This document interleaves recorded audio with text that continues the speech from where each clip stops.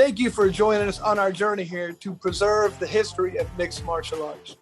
When I wanted to take on this project, I needed help. I brought in one of my favorite matchmakers, Miguel Iterate, and the MMA detective, Mike Davis.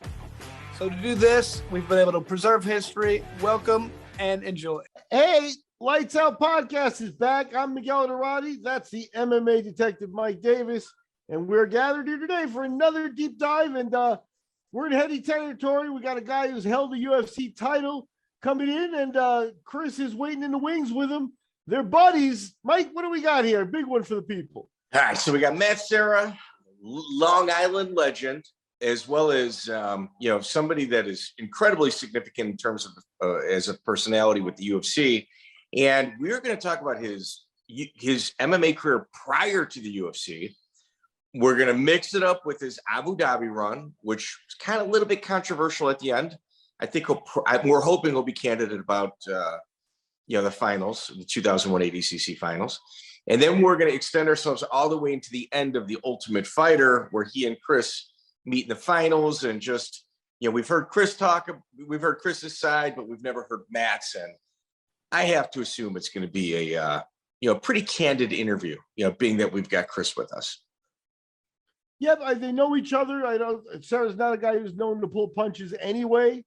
And, I think that it makes for a good mix that will have him comfortable from the beginning. I'm looking forward to it. A little bit of that New York accent never hurt. That's one of your people. Too much Midwest crap around here. But Mike, I want to plug a little Midwest stuff called Lights Out Bourbon. I think the people need to listen to us and sip some Lights Out Bourbon. You can get it at consfinewines.com, and they ship in the United States. And that's a shout out for Chris Lytle. Mike, where are your plugs? I want to get to Matt Sera. Hurry up. All right, let's get through this quick. Ladies and gentlemen, December 3rd and 4th, I'm at the Canterbury Expo Center in Minnesota, Minneapolis, Minnesota, and I'm doing commentary for a grappling and MMA event. I think kickboxing as well. I think I got 3 events that weekend. Then I've got December 17th here in Chicago at Bourbon Street here on the South Side. I'm doing commentary for Ignite FC. And then Tampa, I'm in Tampa, Florida, February 5th for World Class Grappling. I'm hosting that along with ADCC head referee Carlos Diaz, Ralph Garcia, and Alex Tarosis. We are putting that event on. And let's not also forget BetDSI, DSI.eu, BetDSI.eu. We have a 50%, whatever money you put down all the way up to $1,000 to give you a 50% additional deposit for you to gamble.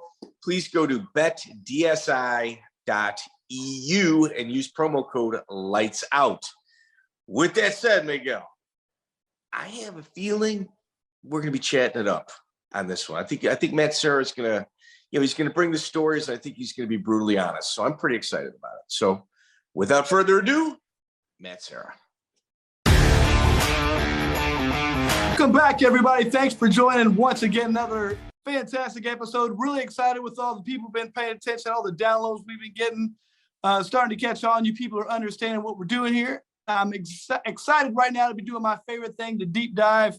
And one of my favorite people in this sport. If you've ever been to my house, I think I probably got one fight picture up, and it's me and this gentleman right here. One of my favorite guys in this sport, and really just in general, Matt Sera. Matt, how you doing, brother? Chris, man, it's been a while, dude. I miss you. I'm too busy. Just like you are, look at this scar I have above my eye of 50 stitches from your head. I wish it was a punch. It was from your head. Man, I got about four little dabs on my head because somebody told me I like to lead with my head, and I think I believe him now. I think. Well, you should though, because your head is hard, and you got not only a hard head, you got an iron chin. You have a much stronger chin than Frank Trigg, Chris Lytle. Let me tell you. Oh, well, hey, you know what else? I don't have that tramp stamp. You said I'm not getting beat by a man with a tramp stamp. I loved it.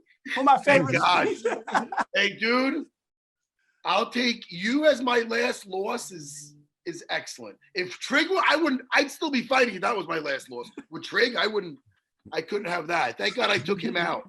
That was great. I loved it. He wouldn't have been a gracious winner. Yeah, he's definitely a more humble loser, I've noticed, than a winner. Yeah, it's like, what do you say? Exactly. He's more humble now. Yeah. Now, Matt, give us a little. I mean, everybody, I'm sure he knows what all you got going on, but go ahead and give yourself some plugs. What do you got going on right now? Well, I mean, I just got back from Denver. I shot another episode of Dana White Looking for a Fight. You know the thing I do with Dana? Oh, yeah. Dean Thomas, our old roommate on Tough 4. That was a while ago, Tough 4. I can't believe it. But yeah, so I just got back from Denver. I'm shooting the show. Other than that, I'm just been, I'm a homebody. Chris, you know that. I go from my house to my academy, and that's it. And obviously back and forth to dance, taking my kids.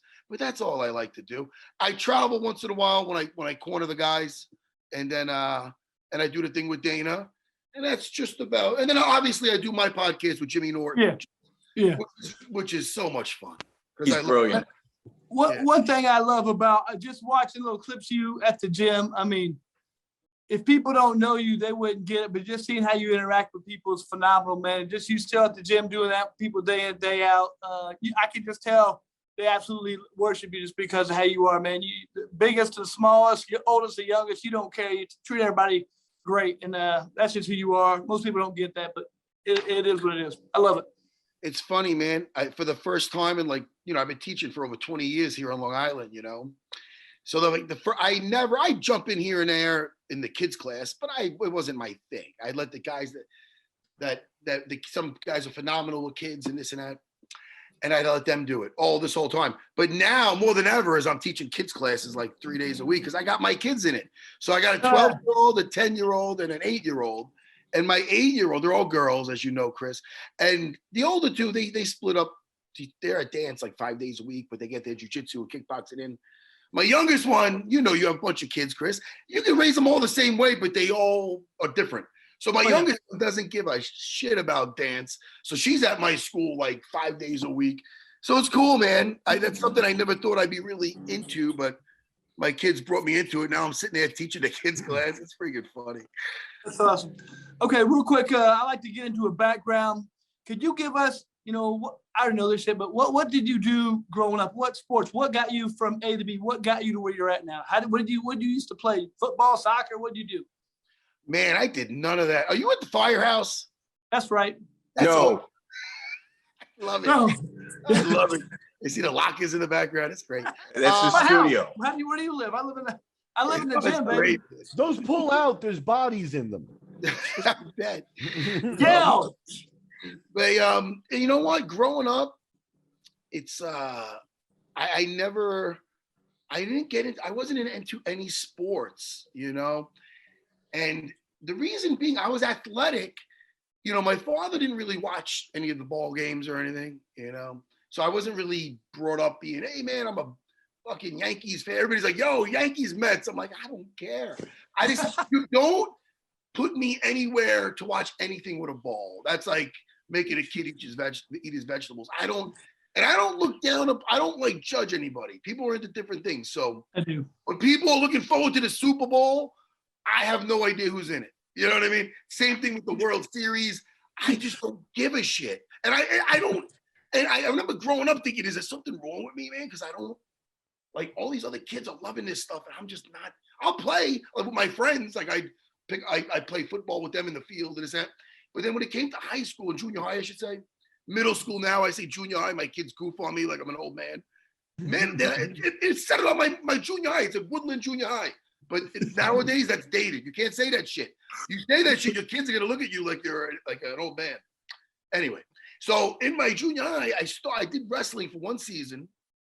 And then I went out the next season and halfway through I left. I did not. They were like a bunch of Matt Hugheses. I didn't get along with the coaches. They were fucking dickheads. And I just didn't get along with them. And I'm like, now when I look back, I'm like, was I an immature kid that just couldn't take the discipline? I'm like, no, they were fucking idiots. They were just cocky guys. That's just me, Chris. I'm telling you. I know. A bunch of like, I don't know. I just did not fit in with them. That's what I love about jiu-jitsu. Like, anyway, I don't want to get ahead of myself with that. But my point is, I would do some martial arts with my father. He did Wing Chun Kung Fu. So I did. hours of fucking trapping. And then I get into a fucking street fight. I'd start off with a chain punch and I'd do a double leg I learned from that season in wrestling. That's why I knew when I seen those tapes of the Gracies eventually, I go, oh, this makes sense. The fuck? I'd always revert back to my one season of junior high fucking wrestling when I get into a street altercation and my instincts, and those hours of trapping Wing Chun went right out the fucking window. Anyway, I think I took a left turn somewhere, but good answer. Good answer. Always not surprised as Chris. Chris spent 6 weeks. He knows. I got a couple of questions about that time for you, Matt, because sure, like obviously now you're you know a world-class athlete kind of thing, but like, did you not catch on there? Because you got a wrestler's body. I would think that you would have caught on to wrestling like right away, like kind of thing. What happened there? Was it like you just didn't like it? No, you know what? 7th grade, I didn't really develop yet. I was a weak kid. I was like, and I wasn't awful. I wasn't bad. I was doing okay. But and then 8th grade I started to develop. But by 8th grade, I was a little bit more of a chip on my shoulder because I got messed with a lot in 7th grade. It's one of those stories, you know. Oh, okay. And then I developed over between 7th and 8th grade over that summer. And I had a fucking hit list of the bullies that were fucking with me. So I was picking off people, I mean, the right way with my fucking fists. I was like a little 8th grade Punisher in that motherfucker. Listen, nowadays I understand it's good to jump on this bully thing because the kids don't get messed with this and that. But it kind of made me hard, man. It made me like, you know, I don't know what it awoke in me because I was always a silly guy. But I was getting pushed around in 7th grade, and it's one of those things where like nobody's helping you, and like it's a good thing in hindsight because it made me just have such a disgust for anybody that's fucking a bully. And then, but Matt, you gotta look at it like this: like you have that mentality. People are weak now, man. They can't deal with anything, so they just shell up. I don't know. Like you're right. I think that's important for you to go through and overcome. People are just, man, they just can't deal with anything anymore. I don't know what it is. I think it's whole society, how we coddle them, but people are just, it's embarrassing, man. I don't know what to say. You would think you're right, because look at those people, the places where it's hard to live. Those people are badasses. Uzbekistan, you know, Mexico.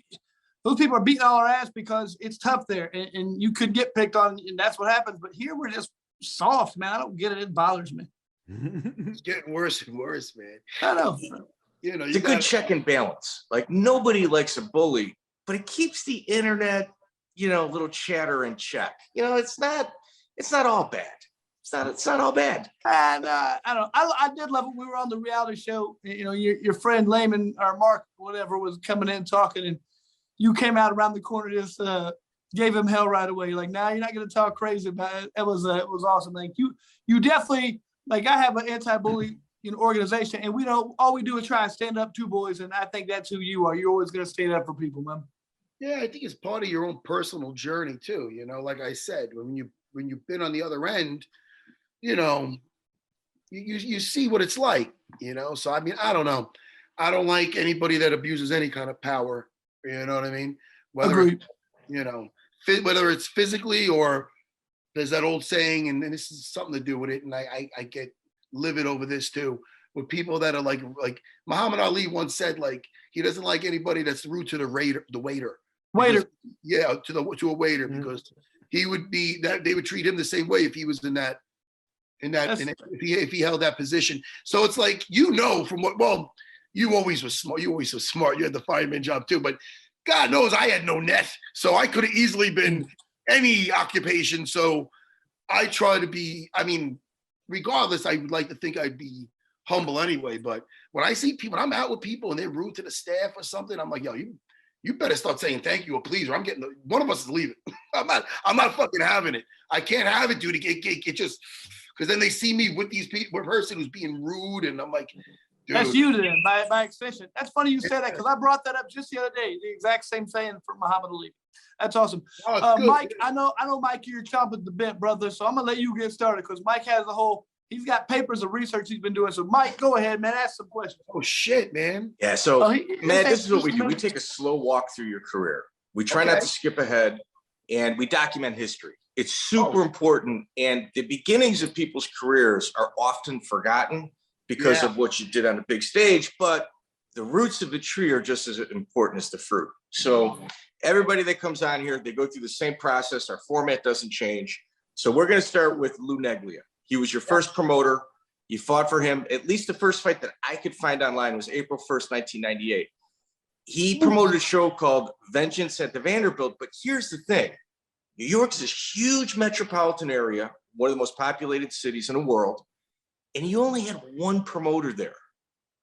Like, no one could pull off a show except Lou. And I think there was some political. Could you explain that situation to us? No, not at all. I don't know any of the, how, as far as him being the only promoter in town, I have no idea. He's a good man. He used to be a kickboxing, he had a kickboxing school in Brooklyn forever. During my career, he's friends with Ray Longo, and Ray Longo used to bring me down there to get some different looks, different bodies to spar with. And, he's a legit martial artist. And he's a fair promoter. Lou Neglia was a good guy. You deal with some sleazebags out there. He's not one of them. I like Lou a lot. Lou's a good man. But as far as him being the only promoter in town, I don't even know anything. You know as much as me with that. Well, the thing about it is that MMA was pretty illegal in general in New York. Like there weren't like small shows. Everything in New York City was underground. Yes. And Lou very connected, could probably pull it off. He also had shows with kickboxing rules, and the Vanderbilt is also a venue that politically did boxing shows and stuff like that. So I think they had a little pocket of freedom there that they worked with. As far as with me, they're also Italians too. Just mentioning that. my experience before I got all my real experience. Like fighting, I'm not saying fighting legit guys, because you got to understand the times. This was late 90s, mid to late 90s.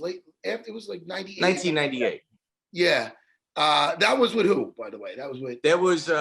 You fought the captain of the Russian Sambo team, Khamzat. Right. So how about this? Vitaev. A year before that, I fought another gentleman, Malik something or other, big, tall, black, Wing Chun guy. It was awful. I took him. It was huge. This is the thing with that promotion. It's not like King of the Cage and all these legit. It's not that it wasn't a legit promotion. It was a kickboxing card. And he had some Muay Thai fights on there. He would slip me onto these cards as a freestyle grappling exhibition, they'd call it sometimes. But they were fights. But it was illegal, but it wasn't even MMA back then. It was NHB. NHB. I couldn't get no holds barred. So it's not like we can go here and be like, oh, we're having a sanctioned whatever. As far as people saying how many fights, I had like 8 fights of those. Like I think 6 or 7 at the Vanderbilt, and then 1 at the Copacabana in Manhattan, which is cool because that had some history there. Mm-hmm. I arm-locked Scott Schultz there, who's actually another jiu-jitsu guy, Kai jiu-jitsu. He jumped the guard. The first guy ever jumped the guard on me. I passed his guard, arm locked his ass. That's not the point. The point is he jumped the fucking guard on me. What's he thinking? Anyway, the thing is this. All those fights, if they're basically not like, they weren't like legal. Like I guess. I don't know. So none of those. If nobody wants to count them on my record, I don't give a shit. They're not on your record, right? What's that? They're not on your record, correct? They're there. I don't know what they're real. They're real fights. Oh, they are? Well, here, you're listed as 2-1, and you're a purple belt. This was on ESPN. No, 2-1. I didn't lose. I never lost. My first loss was in the UFC versus Shonie Carter. Okay, so you were listed on ESPN 2 as 2-1. You came in against the Russian Army Sambo team captain, and he was tough. His name is Khamzat. That guy. Khamzat. So he throws you, and your transition into an armbar was mind blowing. Thank you. Like it was very cutting edge. Yeah. He had a huge head, and I remember he was the first because before him. So that was 1998. I had 2 fights before I fought him. So again, tracking him down, whatever. you guys, whatever. I have him somewhere, but the guys I fought before him was this big, like a guy I told you, the big black gentleman. Was it at Bama Fights? No, that's a shoot fighting match. Yeah, that was that day. That was a shoot fighting match. There was no striking on the floor for that. I choked that guy out in like a second. And then the one you're talking about, he had a rope escape. So, and with the one that you're talking about, that was my first time ever competing in any kind of combat sport. It was a shoot fighting match at Big Dan's school in Elizabeth, New Jersey. And that had nothing to do with Neglia. That was Dan's promotion, Bama, over at whatever it was. It was a shoot fighting match. And I choked the guy out real quick. And then I took him down. I kept mounting him. And he knew enough jiu-jitsu to be playing it tight. And I got so exhausted. The reason being is Renzo, I love him, but he's a little out of his mind sometimes. I asked him, Renzo, and my first time ever competing, any advice for me to do that day or whatever to eat this and that? I'm thinking the Gracies, the fucking Gracie diet and this and that. Renzo's from the different side of the family. Yeah. Gracie diet, man. He's not the opposite of that. So he goes, man, go to GNC and take a Ripid Fuel. That's Rip Fuel. Now back then, like he goes, meth. take one of those, 1 pill, you feel good all day. Fuck, okay, you're fucking Renzo Gracie. Fuck, he's not gonna steer me wrong. So I went, I got a bottle of those Ripid Fuel, right? I'm backstage, I'm like, I'm a little nervous. Took one. Fuck it, man, I'm gonna take a couple more. Bing, bing. It's fucking ephedra. Now, ephedra is not even legal. Yeah. Now it's not even legal. You can't have that now. They took it off the shelf. If you ever had that, took that off the shelves. So I was dialed in like a fucking pit bull. When that thing started, I took this fucking hillbilly down, got his back, strangled him. It would have been literally under 10-second fight. He grabs a rope. It's a rope escape. So we start again, put him down again. And now he gets out. After I went for an armbar, something, I get back up. And dude, I'm getting tunnel vision. My heart's beating. I'm like, and I was in phenomenal shape. I was a kid. And I'm like, this fighting is fucking exhausting.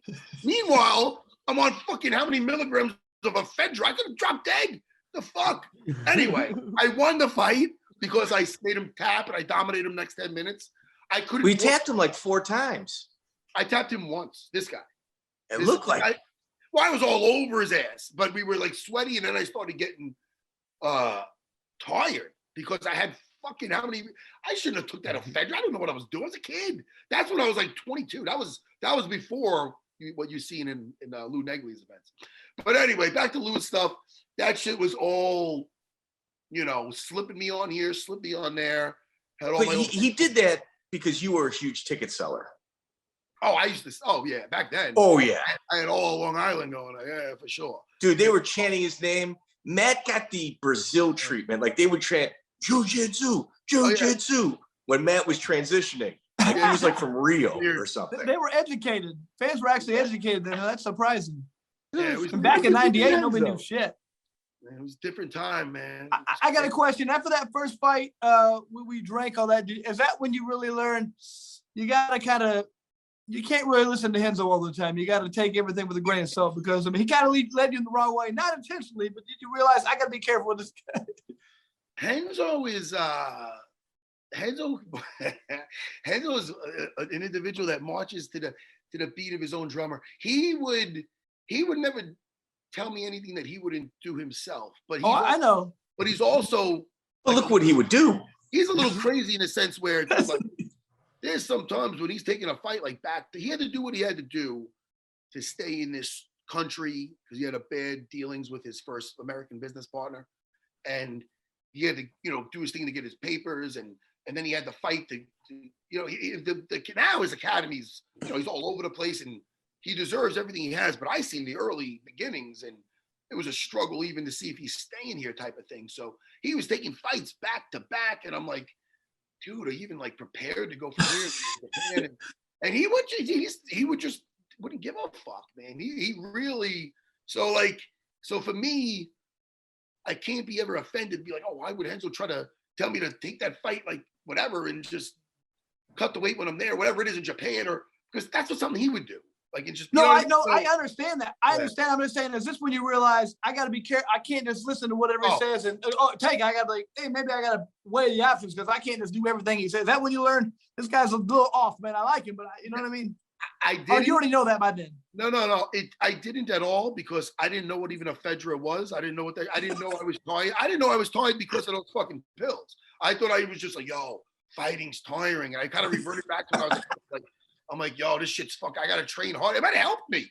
I probably even trained harder and shit because I'm like, yo, this shit's exhausting, man. You know what I mean? Matt, I was about to have a heart attack. let me ask you, Matt, when did you meet Renzo though? Like, so obviously by this time he's in your corner kind of thing. Like how was the actual meeting and you jiu-jitsu's for me? The first time I met him might have been a seminar at that same Bama place, but that's not when he was in my corner, but I met him. He did a seminar there once, and that's when I think I was already training with Craig Kukuk. Craig Kukuk was this is what happened. Craig Kukuk was with the Gracie family in Torrance, and Horian and them, and he got his black belt from them. He went to Brazil. He was training with Elio and Hoyler, and then he got kicked out from them for some business dealings. Horian and Kukuk were probably a little bit alike, and they had some business problems. So I used to be on something called the Gracie newsletter. I get 17 years old. So he used to say, oh, we're promoting our first American black belt, Craig Kukuk. And then like the next newsletter was like a couple months later, oh, we kicked out Craig Kukuk. I'm like, look, they couldn't erase this dude's knowledge, you know what I mean? And I found out they took it away. He doesn't hold the standards of a black belt. Meanwhile, the week before he was fucking whatever. So I found out that dude was training in a class in Manhattan, in like the Village, in this judo club, Oishi's Judo, 1 day a week in Manhattan, back in early 90s. I forgot exactly when. But Renzo came in 96, so this is probably 94 or 93 or something. And I was only there 1 day a week, and then I would get another day. I'd go to New Jersey and like drive a couple hours to Red Bank, New Jersey to get a private lesson with the guy. It wasn't available back then. There was no internet. There was no way you could just learn without getting an individual to teach you, you know? And it's not like now where there's a jiu-jitsu school in every other block, or you know what I mean? There was nobody on the East Coast but Steve Maxwell. That guy was in Philadelphia under the Gracies. And then this guy, Craig Kukuk. Eventually, he started coming 3 days a week to the city. 2 years later, Renzo Gracie shows up, and he shows up at the in-school tournament where all the students that were already there had a big, and Craig had a school in Jersey at the time, and they'd all come together for this little in-school tournament. And it was kind of a way of welcoming Renzo, and it was the Gracie Kukuk Academy on 27th Street in Manhattan. And that was, I'll never forget, because I competed there, and I got some of it on tape somewhere. And I remember Renzo seeing me and just like shaking his head, like watching. I submitted maybe 3 out of the 4 guys or whatever it was. It was weird because they were all either training partners or from the other school in New Jersey. But I got this tiny little medal first place. It was a tiny little thing, but it was the only thing I ever won in my life because I never competed. Wow. Besides like a wrestling match here and there as a kid. And I remember being like, and I remember asking my other buddy there, I'm like, yo, who do you got next? And this guy, Dave, and he was a nice guy, correctional. He's like, man, I don't really take this seriously, this and that. And I remember being so serious about it. And he saw me get a little bit like, not offended, but a little, he goes, oh, but it's cool that you're into it. But I'm like, and then I won that fucking thing. And I'm glad I was so into it because fuck, look what, I mean, you know what I mean? Like other people treat it like a hobby and this and that. I'm like, yo, this is something else, man. I just fell in love with jiu-jitsu so early on and the fact, and I don't know, that was my college. You know what I mean? That's where I was right out of high school. That's where I was. Matt, did you know when you were at the gym that you were just a level above everybody else? I mean, could you always tell that, or was it till that competition that you knew it? Well, what it was is I was like, I was pretty much, I mean, I was just so dedicated to training. I just loved it so much that I would put a lot of time into it. So I'd come home, I'd get mats in my garage, I'd be doing stuff with my brothers, and I would meet up. I met Ray Longo down at that. I met him earlier, and when I went to bring a friend who wanted to try martial arts, and the kid knew I knew some stuff a little bit, so he wanted to check out a Jeet Kune Do / kickboxing school, and that was Ray Longo's, and that was when I was 17. So it's the first time I met him, and then I met him again the next time I seen him was years later at Oishi Club when we was at Craig Kukuk's class. I go, oh, there's that big fucking Italian guy. So we became friends, and he actually gave me a key to his gym eventually. So I'd get another day of training. I'd meet guys there to train. So I was just like living it. It wasn't like a hobby for me. It's all I would do. I would even get a job. I eventually got a job as a all-night security job, just so I could like do that at night, sleep and then go to Manhattan, train, and then go back and do it all over again. And again, eventually that's when Renzo said, look, man, you're training like shit. What's the problem? Told him I'm fucking exhausted. And right there, he told me to quit that job and work here with me. So, I mean, that's why loyalty is something where like Renzo, I'll do anything for Renzo. To the day I die, because the guy really changed my life. You know what I mean? He took me out of that security guard booth with that fucking clip-on tie. And he had me I was teaching classes for him and basically living off private lessons, The next day I showed up, I remember I went there early and I got all cleaning products and I was fucking scrubbing the urinals. Happy as fuck. Happy. What are you doing, man? I'm doing this is my job now. Happy, Anyway, it led to good things. I love it. So we're going to kind of fast forward. So you talked about Scott Schultz already. Yeah. And Lou actually tests you against a stand-up guy when he brought in a pretty accomplished kickboxer and Graham Lewis from Hicksville, New York. Yeah. Yeah, he was legit, Graham Lewis. He was, but he was a B-side, very durable. But man, that guy was no joke. Yeah, it's funny that you know who that guy is, because people thought I beat up an old man. At the time, he was in his 30s. And he was a legit kickboxer. Legit. All you gotta do is watch his other fights. That guy was legit tough. And that was, in my opinion, that was your first true test. Oh, that's it. Well, Khamzat was, I'm telling you, that dude. Oh, Khamzat for sure. No, you're right. I did short work to him, but that dude wizarded me down, and I popped that fucking arm, and he wasn't. You made it so easy, though. It looked cool as shit. But I'll tell you, that was a legit guy, because he was calm as hell. That poor son of a gun. He fought me, and then his next fight is Ricardo Almeida. And he was doing well. He's not doing well, but you could tell he was sprawling. And then Ricardo did a rolling knee bar. So that poor guy had me and Ricardo. That guy could have, I'm not bragging, but he could have done well. He got some wins. He's like, this sport is tough. Guys are tough. I mean, he could have had an easier, introduction, but anyway. So you go from there, you get a real quick guillotine over Jeff Telvey. Yeah. Another local guy. But this is where things really get interesting. He went on to be a black belt, I believe, Jeff Telvey. Yeah. He trained after that and became a black belt. That's funny.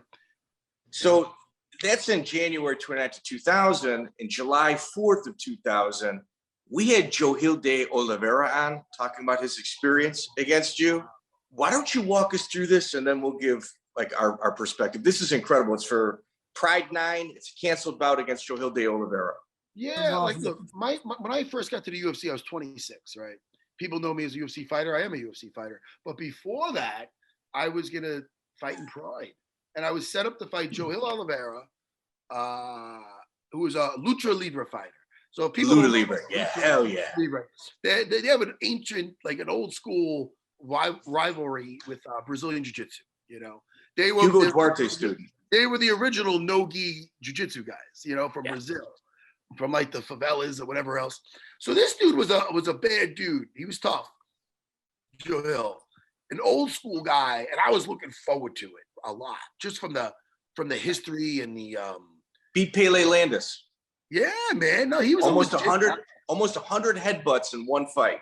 He was a legit old school lucha libre fighter. I was a new school Renzo Gracie, Renzo's first black belt. And fantastic on paper. Was there a lot of like pride as the fact like this is jiu-jitsu versus lucha libre? I got to win based on my clan in a way. Was that kind of like that? Back then, yes, 100%. That's what I thought. And it was also, I was still in that jiu-jitsu versus everyone type of mindset. Yeah. I mean, I didn't even develop my striking where it should be back then I was still in the mindset of get a guy down and take him out there. That's where, that's where I was. So we were over there in Japan, And we're backstage, and the little Japanese lady comes up. She goes, okay, don't walk past the X, you know, because the fireworks. She means like the pyrotechnics, you know. So I'm like, oh, okay, I get you. So there must have been a language problem because I'm backstage, I'm waiting. I'm in back then I used to walk out in the gi, so I had the gi on, and I'm like, yo, this is taking a while, man. How long does this guy take to walk to the cage? Because I heard his music come on. So then Mark Kerr runs over. Mark Kerr is this, if people don't know who he is, huge, big. If they're listening to this, they know who Smashing Mark Kerr is. machine. Yeah. Smashing machine. And but he had a little feminine voice, you know. So he comes over to Renzo, like Renzo's some fucking doctor. Renzo, it's horrible. He was on fire. And I'm like, what the fuck? And then Renzo ran off. So what happened was, and there's a tape of this somewhere. Johil walked out, and he got in front of the X by the pyrotechnics. He stood in front of the X. He stood in front of the X. And it was nasty, man. You see him, he got like 45% of his body. He had how much? 70%. Oh, I'm way Oh my God. Yeah. Yeah, dude, that poor guy. I don't even know what he got compensated, but I'm sure it wasn't worth it. You know, so ended up me being like, yo, I guess the fight's off. You know, fuck. So I didn't know what to do at the time, man, because I was like in such good shape. But this is so weird how things work out, because I go, you know what? And this brings back to me and Miguel, actually. I go, I was 25, and I'm like, what am I gonna? I need to do something. I need to fucking do something, man. It's like getting ready. Well, before we get to that, let's finish with De Oliveira. Okay. What was the conversation like with the promotion? Oh, I don't even remember. Like, as far as having me back. I mean, it was just, you got your show money, I'm assuming. I got my show money, but it was more, I just remember being so livid that I wasn't fighting, you know? So, Chris, if you look at this in a proper context, Hugo Duarte Hickson, legendary beach fight. Now Renzo, obviously member of the Gracie family, he's got his first American black belt, and he's got so much confidence in him, he sends him against one of Hugo Duarte's top students, and Johil de Oliveira. Like, this has got old school Brazilian roots and rivalry written all over it. And it unfortunately got ruined by the pyrotechnics. Yeah. That's good pride matchmaking right there. You know what I mean? Fantastic. And you know, Matt, I was there that day. I was in Johil's corner. I was there with the guy who fought Akira Shoji. I was there with John Rankins, but we were in his locker room. And you're right about Kerr. Kerr came back. You could smell burnt flesh in the arena. And Kerr was there with Rico Rodriguez was making his debut. Kerr was cornering Rico, and they were in our locker. And Kerr came in, and he was like, "Oh my God!" You gotta do the voice, Miguel. Do the voice. You know, Kerr had this way of being like, "It's disgusting. Smell. I can't. How can we fight?" You know, like he got cooked alive. Yeah, Renzo threw a bucket of water on the guy. I don't know if you know. Really? Oh, yes, 100%. And they were letting him, like, he was like, and I don't know if you're supposed to do that, but I don't know. Renzo goes, the Japanese guys, I don't know, Chris, you probably know better than me. So you're not supposed to do.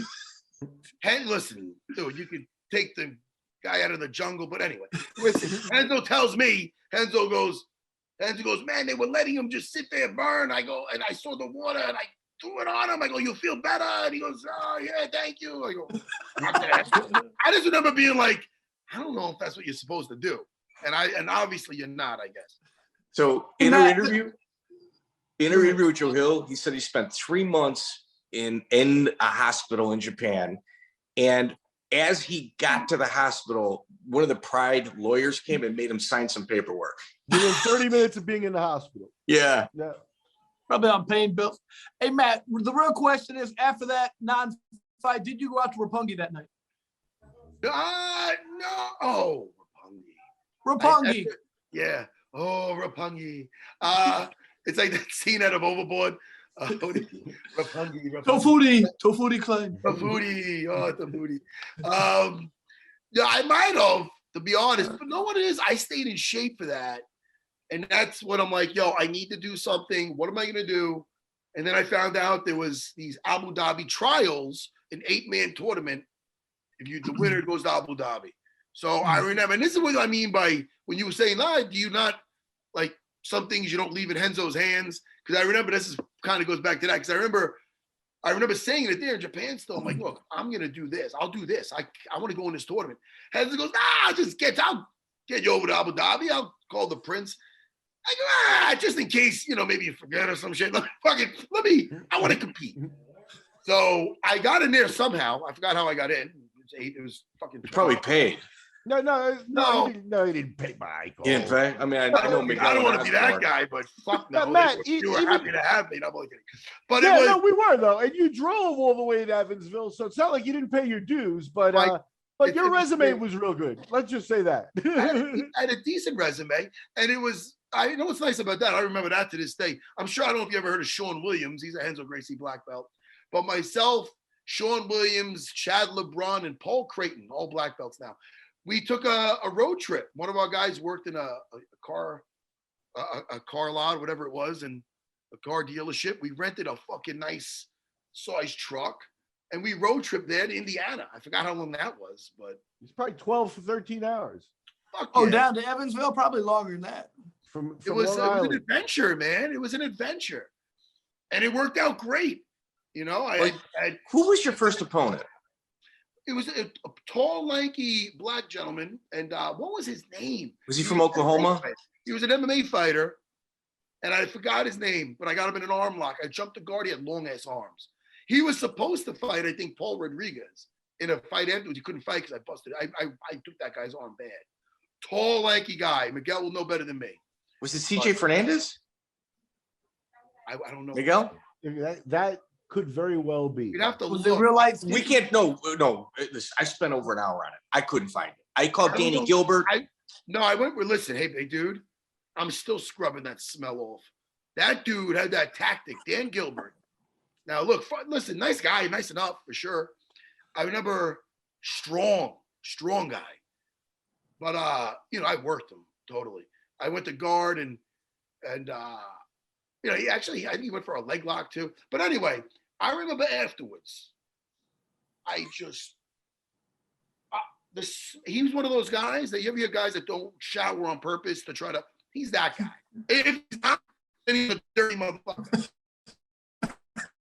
I remember afterwards, Paul and Chad, they came over, man, I'm like, hey man, the fuck, it ain't my fault.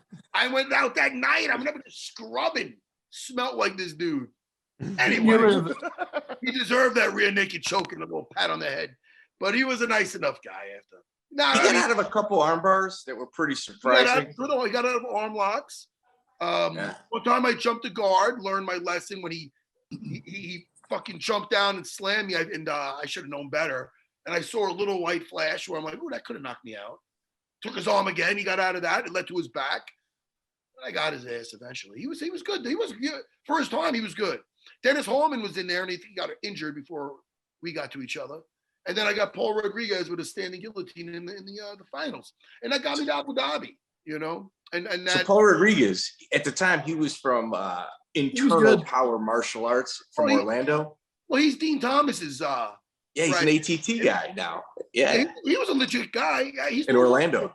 He's got a school in Florida somewhere. Yeah, but Orlando. He was Dean Thomas's old buddy. He had a fight. What year is this? Is this 2001 or no? 2000. 2000. These were the trials to get to the 2001 Abu Dhabi. Yeah. Miguel, what year did I do that? Was that 2001? You did it with Hallman the following year. You fought Hallman the second, and Hallman's second appearance. The only way to get to Abu Dhabi, outside of going right to one of the princes at this time, was through Miguel. So not really. What? I could guarantee if you won the trials, I had the ability to guarantee that you went to Abu Dhabi. That was very strong for our promotion.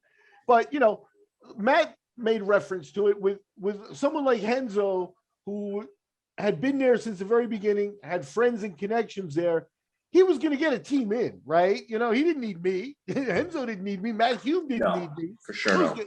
Hume did me the honor of sending some of his students. Renzo, we got one of his students and stuff like that. That elevates us and stuff.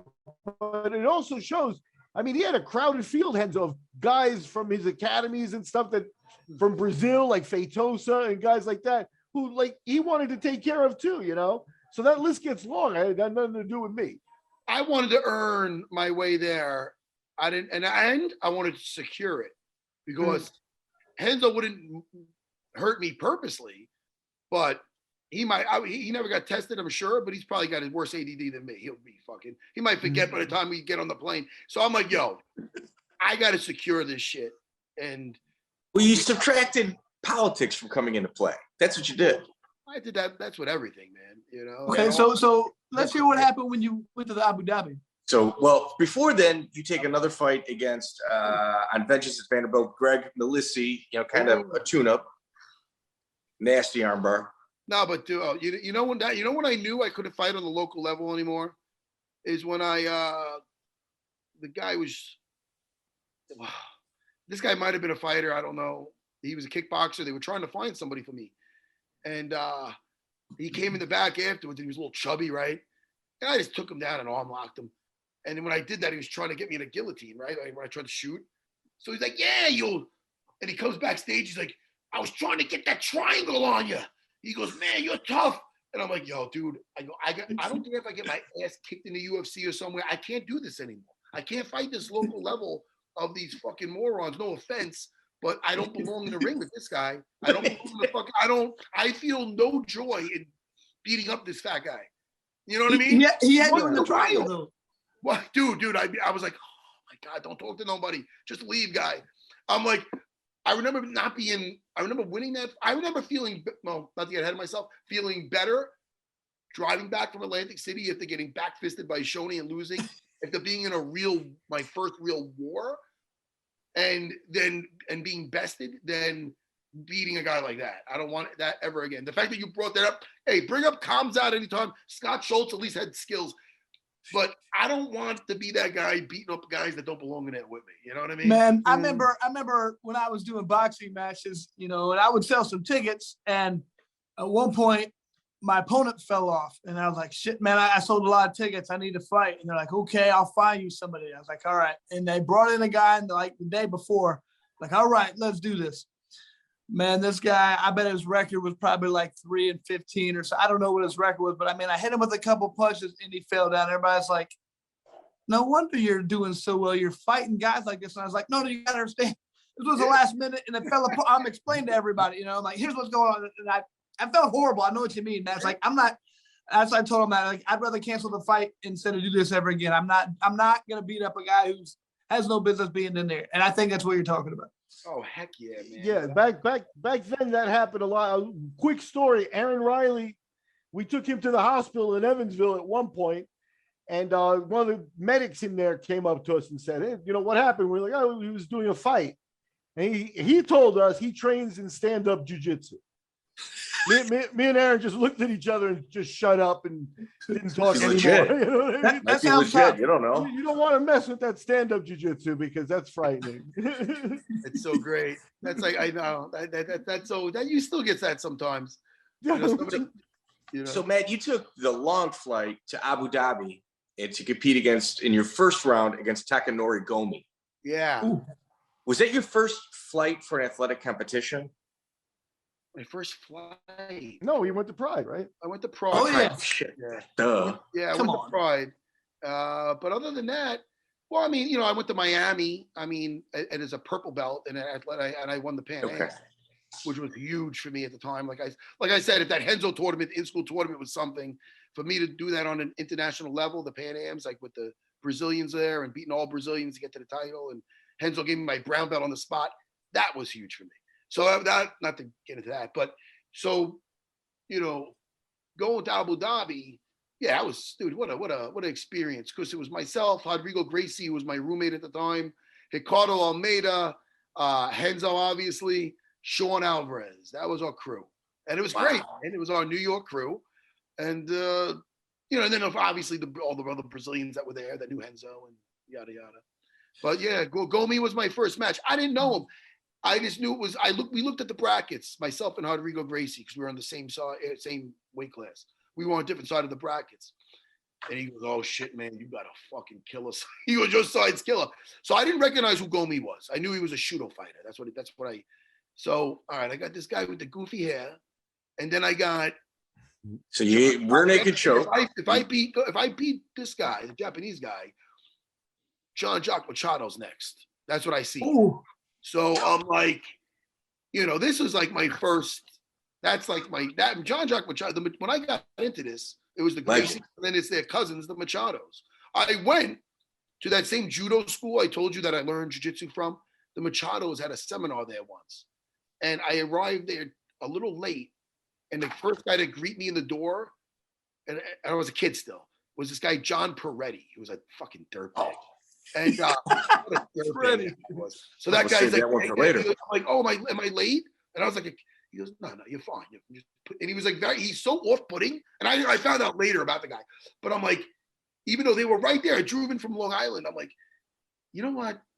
Let me go check my car about parking. I got the fuck out of there. That guy, and I would have learned from the guy first. It's so weird. But anyway, John Perretti. So fucking, I don't even know if you know the guy. But right? Anybody in the business? UFC matchmaker at one point. Yeah. What a cringy motherfucker. But anyway, so what soured that relationship? We can't let this go. Well, John Perretti, just to frame a couple of things. Perretti had roots in Long Island, and they, it's not surprising that these guys ran into each other. I am surprised. Like I never ran into the guy once. I ran into him once. Okay, well, and that was in Manhattan. So I don't know the guy. I don't know the guy, but I've seen him afterwards, like on television, but I'm like, oh, that's the fucking jerk off who was at the fucking seminar that time. He had the worst fucking attitude, that guy. And I'm telling you, when I was a kid, when I met him, and I'm like, this guy has a fucking horrible vibe about him. So I'm like, it's so much that I didn't even do that seminar. How about that? Wow. Well, here, speaking of, maybe vibes that might not connect, at this point, if you look at the New York area, the two big fighters, subtracting Renzo, I'm talking about Americans on their way up, are you and Phil Baroni. Yeah. You two never worked out with each other. I knew there was a little bit of a rivalry between your two. Yeah. Yeah, I wouldn't say a rivalry. Phil's a I think he's got some problems. You know what I mean? I met Phil at the Vanderbilt. That's not true. We did pull together. You know what I mean? I met him at Longo's, and I liked him. I liked Phil in the beginning. And I remember I rolled with him. There was one training session I was there, he was there, and Guy Mesger was there. You know Guy Mesger? Yeah. Yeah. And this is so funny. But again, I was a purple belt. But I rolled with Phil, and I rolled and Phil wasn't actually doing bad with Mesger. He was getting behind him and lifting him up, but Mesger, I think, ended up maybe getting him and stuff. I'm not sure. But anyway, the point is, so I liked Phil. I liked Phil at the time. I did. He was nice. And he started fighting at the Vengeance of the Vanderbilt. So I remember I seen him fight one time, a kickboxing match. We talked after, and he's like, "How'd I look in there?" Like I knew what I was doing. He was actually a nice guy, I thought, right? So then one time, after one of the Vengeance of the Vanderbilts, they gave him like a trophy or something. They gave him like a belt, and I go to him. I go, "Hey," and I'm thinking we're cool. And I go, "Hey, man," and this is before we're in the UFC, obviously.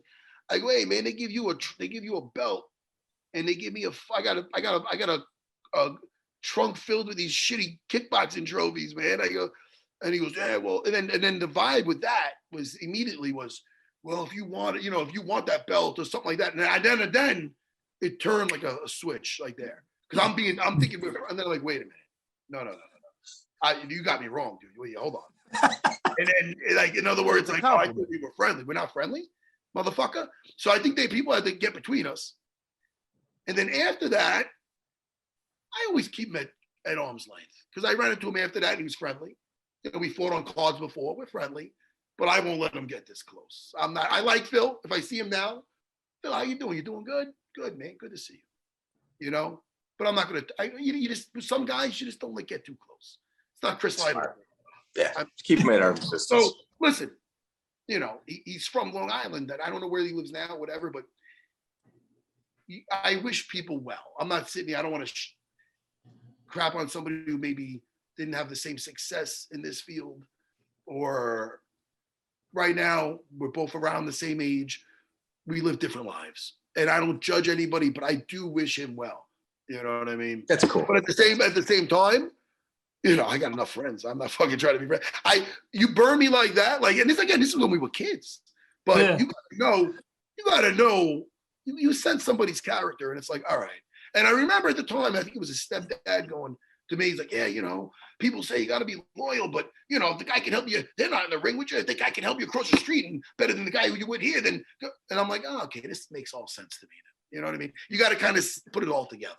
And then I know that you put that with all those horror stories I had from the guy from Long Island. So listen, you know, I wish the guy well, you know what I mean? But so we never really clicked after that, but we did click in the beginning. I thought he was a good guy, you know, but you know, you got to take somebody for how they are, you know? So let's go on your second match. You know? Right. Let's go on your second match. You were a huge underdog at the ADCC against Jean-Jacques Machado, where you beat him by points. Yeah. What was it like going into that match? Where were you mentally? Well, I this is the thing. I went to something called the Pro-Ams like a year before that. It was something my buddy Frank Mullis and somebody else did. You might know about this, Miguel. It was called the Pro-Ams. It had some legit names. It was a no-gi jiu-jitsu tournament. In North Carolina? I had a good match with Leo Vera, and I had a good match with Ted Day. These old school jiu-jitsu guys. Mm-hmm. And I lost both those matches. And I didn't lose because they were better than me. That's the one thing. I didn't get dominated. I'm never losing. Like, how'd I lose? I didn't fucking. But I lost on points and I lost on strategy. That's why I lost. And these guys knew it. They knew how to play the game because they were competing in Brazil forever. So I remember that was my first time competing as a black belt in jiu-jitsu. So I'm like, all right, I know I'm on this level, but that hurt my pride. I got 2 losses. My first time, and before that, I strangled some little judo fighter, some little shudo fighter, little Japanese guy. He was shorter than me. I don't count that one. But, you know, there's levels to this shit. So I'm like, yo, the Brazilians, these guys, they're not better than me. They're not I was actually ahead of Leo. And then, you know, some questionable points or whatever, but I know I'm right here. I know these guys aren't better than me. What's the problem? And then I looked at the Abu Dhabi rule set, and I'm like, okay, let's think about this. What my style, if you look at Abu Dhabi and how I approached it, the first 5 minutes, there's no points. After that, there's points from there on. I know my wrestling wasn't awful. I mean, and I'm hard to put down if I want to be. Very hard to put down if I want it to be. But I know if I go to my back then, fuck, man, now at almost 50, it's still hard to pass my shit. But back then, my guard was almost impossible to pass. It's not a bragging thing. Look at John Jock, dude. That guy had me in a pretzel. I remember one time I was in Brazil training, and all the black belts were trying to pass. And even with the gi, I kept getting my legs in. And I remember Carlos Gracie Jr., Carlinos, the great, the Baja Gracie founder. He was telling the other guys what the problem is. And he's like, he's got a strong upper body and he's little legs with and he's very flexible. So I'd make enough space to keep getting my legs in and I'd tire guys out. So I knew going to Abu Dhabi, like, look, man, I pull guard. One, that I have a good chance of submitting people down there, reversing them. But 2, after that 5-minute mark, if I'm still on bottom, I'm so good at, now they call grapple up, that they think wrestling up and stuff. There's a name for everything nowadays with shit, but that's not good at being on my back and not only getting out from on top bottom, but getting out and putting guys down. I was really good at that. And attacking legs actually before it was cool. So boiler guys fucking calling me. So then sorry guys. So when I went there, so first Gomi, guard, Umaplata, reversal, took the back, finished them. John Jock, I know it's not going to be that, but I didn't know. I had such faith in my guard. I did. I had a Karo Mater in that thing fucking how many days a week attacking me. He was bigger.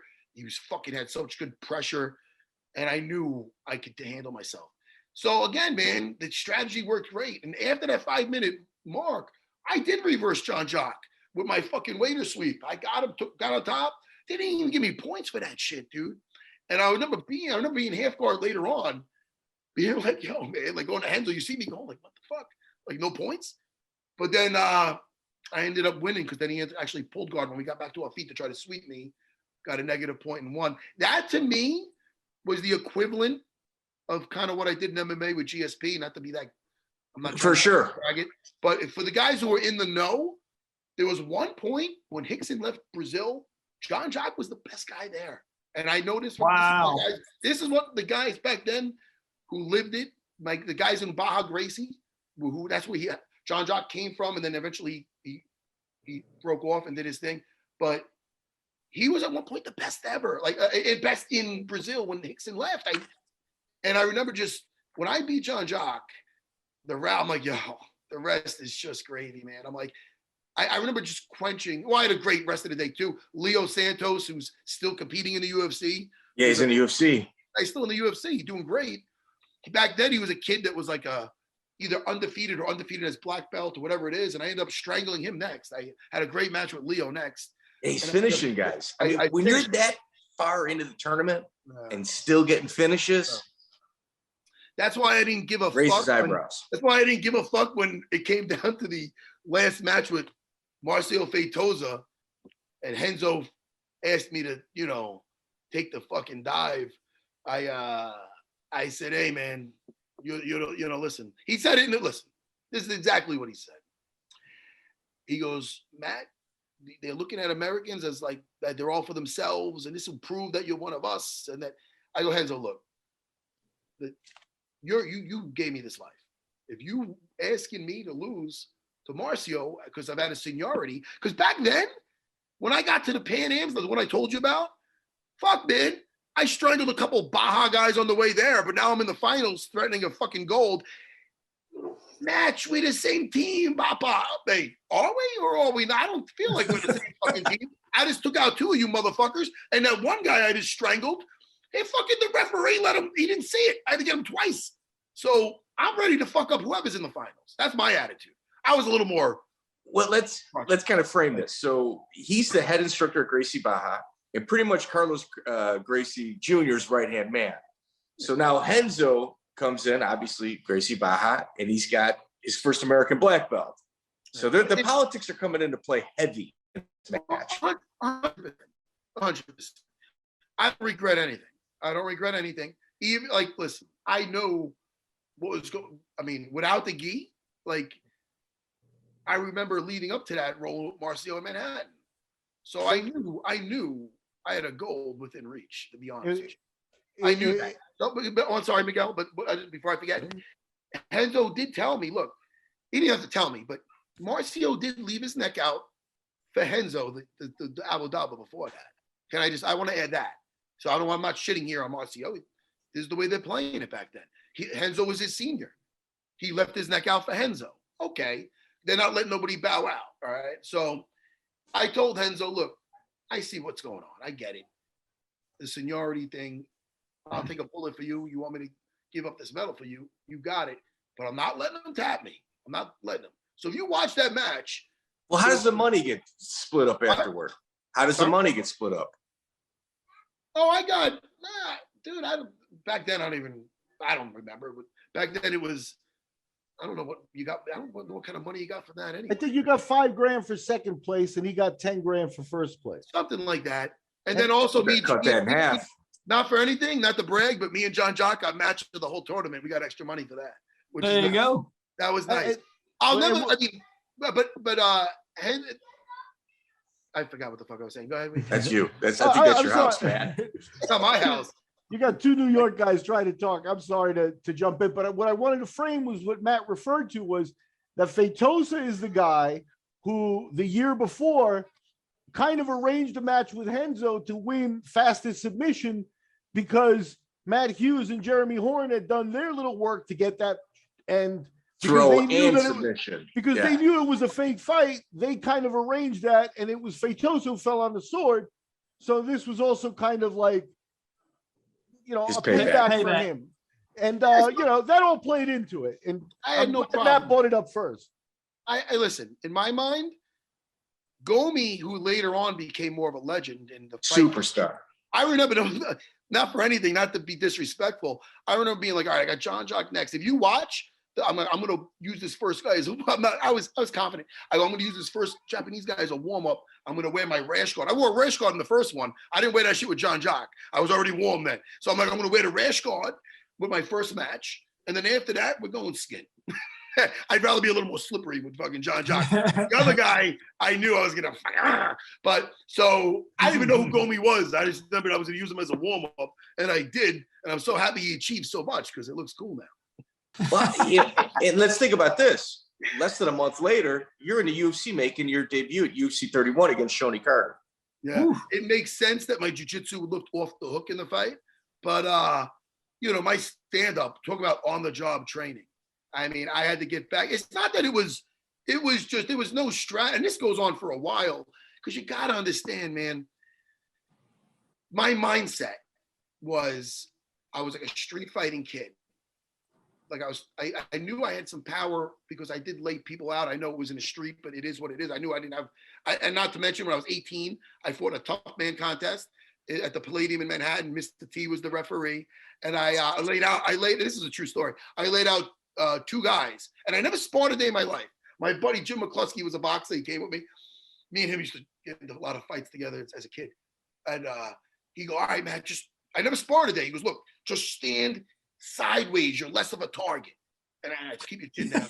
And that was it. It was all heavyweights. It was 175 and up. So I knew, and I lost the last one, my last match, and I had the worst concussion of any of my fights ever after that tough man contest. Jaw, to this day, from that, you can hear that shit. So I was fucked up.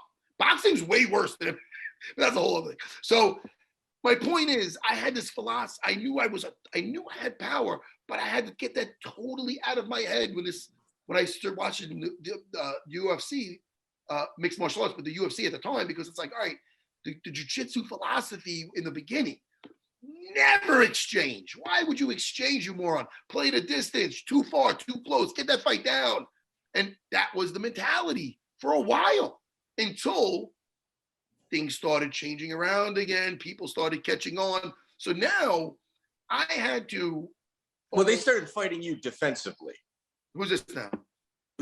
Like when you were talking about like the transition with yourself, when people would offensively go after you, you would wreck them.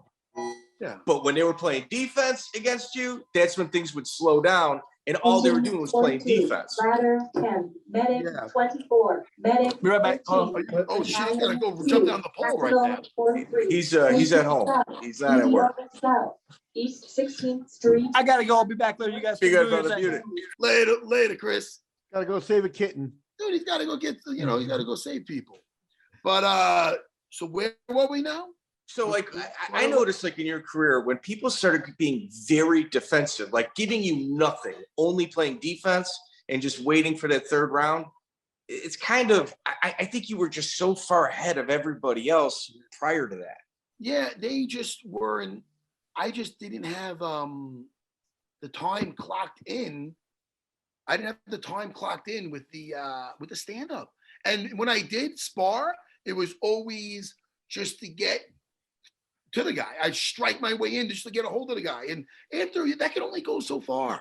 If you see the way I fought, the only fight prior to when I fought GSP like that is maybe Karo Parisian. You could say where I kind of relied on my hands, but that's because my knee was fucked up and I had to get through it. And I got through it. In hindsight, it's good because it got my hands a lot better, but I had to do a lot of sparring because I couldn't do the feet to floor because I had a torn meniscus. But right before I got that call, my shit was torn. So I'm like, all right, look, I had to take am I fighting Karo or am I not fighting Karo? And I'm like, all right, well, I could run, I could strike, but the feet to floor, it felt like my leg was holding on for a thread. That's why I believe I really got exhausted in that fight because the feet to floor is an exhausting thing. But I used that whole camp just to do my striking. I was at Neglia's a lot. I was doing a lot. Let's hit Shonie, before we get to Karo. You almost finished him in the first round. Shonie. Yes. Yeah. Yes. You hit him. You get a couple real deep submissions. And Shonie at this time is a 50 fight club member. Like he's literally got 50 fights and you're coming in at 4-0. So there's a huge disparity in like experience. Oh. Did you have the UFC jitters? I definitely had some tunnel vision for sure. I was like, it was, it's not so much what I noticed about when you go from fighting in a small show like I did, like to fighting in the UFC. It's not so much the fight; it's the everything around it. Everybody's energy is more intense. From the production staff to, all right, you're going on in this, you're walking down, then there's lights in your face. So yeah, I did have some jitters for sure. I was fighting on instinct. I had bad tunnel vision. And but even having said that, Shonie was slick, and I mean that literally. Like Shonie's a guy, you put him in gym shorts, and Chris will tell you back here. He's awful. Like with just jujitsu and stuff, he's not really good at all. He's horrible. But dude, it's almost like an episode of Cops when they're trying to control somebody that's in his underwear and he's all slippery and they're trying to grab him and he's getting out. Dude, it's ridiculous. Dude, put either one of you guys in Speedos and oil you up. And I don't know how he gets past it, but dude, ask Rich Clemente. That guy's not going to lie. It's like holding a big fish. So you have ask Clemente about it. Yeah. Did he ever tell you about Shonie, how slimy he was? So even on our, like Shonie, he knows how to play some shit. So it's like holding a big, I wasn't used to just slipping out and doing all these. That's why if you see the second fight with him, I got him down. I wasn't even going for submissions. I was just beating him up. You're going for positions. Your style of jiu-jitsu was so aggressive at this point that you seem to hit a cardio wall maybe about the third round. Oh, man. Oh, yeah. Which one? With Shonie? With Shonie. Yeah. Oh, I was exhausted. Well, listen, I had one. There was no, this is it. First time you got tested. First time I got tested, but also whenever you're in an area that you're not as comfortable in, whether it's the floor or standing up, it stresses you. So I did not get, it took me a while to get really comfortable standing. And it is what it is. It's like you're putting your time in. So I had on the job training, man. So I didn't have the hours clocked in to be as comfortable as I should have been. And I still kicked him in the head and I was throwing, but it was making it more of a street fight with the striking. And then when I get my jiu-jitsu, oh, how graceful and aggressive and nice. But like, I wasn't as complete as I should be. And you were up, like you're at 170, and your next fight against Yves Edwards at UFC 33 is also at 170. I think they eliminated the 155-pound weight class at this time. Yeah. And brutal fight. I mean, Yves is one of the best in the world at this point. And you come out with a win.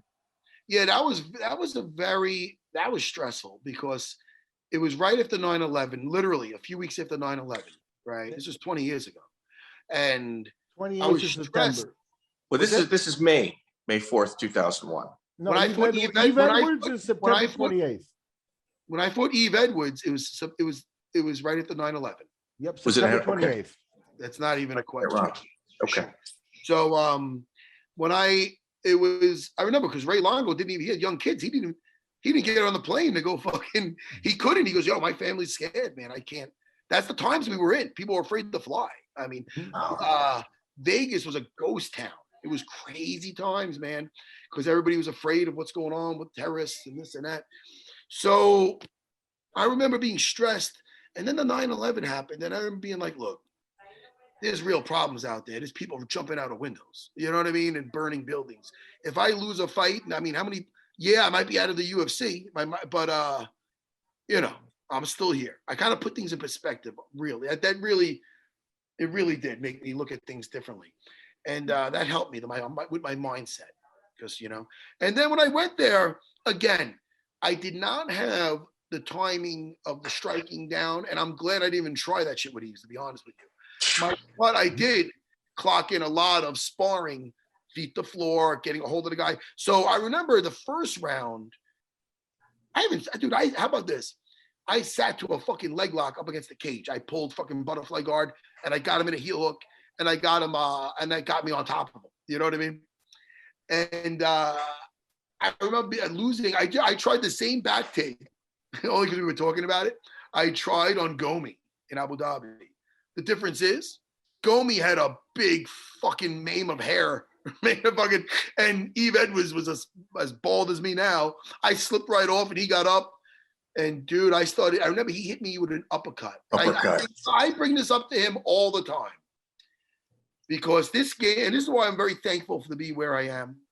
Because I can point this in several fights. I can look negatively and point on the time I almost won versus Shonie and I got caught with less than 10 seconds left with a fucking back fist. Or I can look at the time where Yves got me with a perfectly timed uppercut when I tried to clinch him without striking first and dropped me and jumped on me and could have finished me. I was a little dazed, but he was so afraid of my jiu-jitsu back then. He don't even tell you. He jumped out. Rightfully so. He jumped out and he got up. And then when he did, I got up and I remember being like, yo, I was still dazed. And when you get hit, even if you're in good shape, it's like your energy bar gets hit in half. And then he's coming after me like the fucking Black Panther. And I'm like, holy fuck. So what do I do when I'm tired? I throw a big high kick. And then, dude, he just, I'm like, oh, that's not good. Now I'm even more tired. It's fucking awful. Thank God the bell rang. And then by that second round, I remember I took a shot. He got back up. I got back up. And I was back in sparring. The sparring saved me. I remember being like, okay, I'm back now. I'm back. He's going to try to hit me, and I'm going to try to get him down. And I was just it was like I was back at Ray's sparring, and that's what got me through, and I ended up getting him down a bunch, and I won the fight. Thank God. You know, the one thing that I take away from it, like you can kind of see the bond between like corners and their fighters. Renzo was so proud of you, man. Well, that fight? Yeah. Oh, yeah? Well, listen, man. Renzo's great. Renzo's hysterical. Renzo showed up in the locker room like right before I walked out. And the first thing he said is, man, you're wearing those shorts? No! I was wearing like a silver tap out. Said they're sending me a silver and gray and black tap out shorts. So I'm like, oh, that's some cool colors. Dude, the silver was straight out of Village People silver. And I'm sitting there wearing this thing and Renzo's making jokes that probably wouldn't go over well now. And I'm like, what? I'm about to fight Yves. They call him the dentist. Anyway, it worked out. Yeah, he was so proud of you, man. Like, funny. It was almost like him watching his kid, do well. It was fun. I got a question for you. Take you back a little bit. Go ahead. To the business end of things here. So you're in Abu Dhabi. You have a spectacular performance. Did you go there knowing you were in the UFC already, or because I know Joe Silva was at that Abu Dhabi, or did you finish the deal up at the trials too after your performance? He saw you at the trials. Well, you're saying. Wait, what was the question? Did I know I was in the UFC? Did you before Abu Dhabi? Were you already signed to UFC, or did you finish the deal? No, there? no, Okay. no. I was after that, I believe, Okay, or yeah, it was after that because I had a good showing over there. And they were like, and then they wanted Ricardo Almeida too, because Ricardo just beat Akira Soji in Pride. So they're like, all right, we'll take him and we'll take him. I think they really wanted Renzo first, but then Renzo was over in Pride. And no. And I remember that. Ricardo had a tough day too, just that's the way the ball bounces. But yeah. Okay, so March 22nd, 2002, UFC 36, you finally get down to 155, a weight class more suitable to you. You fight Kelly Delante, and you win by triangle first round. Yes, that was crazy, man. Shout out to Gil Castillo, an old school Cesar Gracie black belt, because I didn't know how to. Like I said, I wasn't a big wrestler. I didn't know how to cut weight. I had to stop eating. So he got there, and I was like, dude, you gotta. I was like just melting away and just not doing anything, no energy. So he's like, dude, you gotta eat stuff. What are you doing? So he kind of like was my sensei in that, and took me in and out of the sauna and just told me what I could eat, what I couldn't eat. And did you make weight or did you miss? Oh, first of all, that's some bullshit. I know it says 163. I was 153. I was under the thing. And when they announced it, Serra with a little bit of weight advantage. No, whoever was at the time, I don't know if it was Goldie or somebody, but they fucked up. So they fucked up putting on the weight class 163. Dude, I was 153. Okay. I was Dalamo. Because you look small. Yeah, dude, I'm like, there's no way you there's missed. no weight. I was under the weight limit. I never missed weight in my life. So to properly set this up, you had two mega camps going at it. Obviously, you're Renzo's top student, and Kelly was actually Frank Shamrock's top student. So you had two mega camps going at it. And was there a little extra pressure for you? You know, Frank Shamrock, I wasn't a big fan of back then, you know. And I remember more of the stuff that the guy was saying. That because I think he was undefeated at the time, the kid, Kelly Delonte. And I remember saying he's gonna eat my heart. He was just saying some silly shit and I wasn't gonna get him down, yada yada. Because he was like a wrestling kickboxing guy. And he beat some, and he was doing well. So I don't know. I just remembered just I was ready. I was ready for that one. I felt good. If somebody wants to look at like a tutorial for chain submission grappling, that's the fight. That was a good fight, man. I you know what it is? That was a prelim fight, but then they ended up showing it before the main event. Again, they showed it. And I remember Joe Rogan, who wasn't a commentator back then, he was saying, "Oh, Matt Sera with that jungle jiu-jitsu, that's what we need." I remember Joe Rogan back then, he had hair and everything. And he was giving me some compliments. And I remember being like, "Oh, that's nice, man." I remember, I think I sent him a t-shirt after that or something. And that's how we started becoming friends. Did you sign it? Did you sign it for him? No, I just say, man, you want to think, thanks for the kind words type of thing. And then actually I remember he called my academy. And I'm like, oh, wow. And then we became like friends after that. That's fun.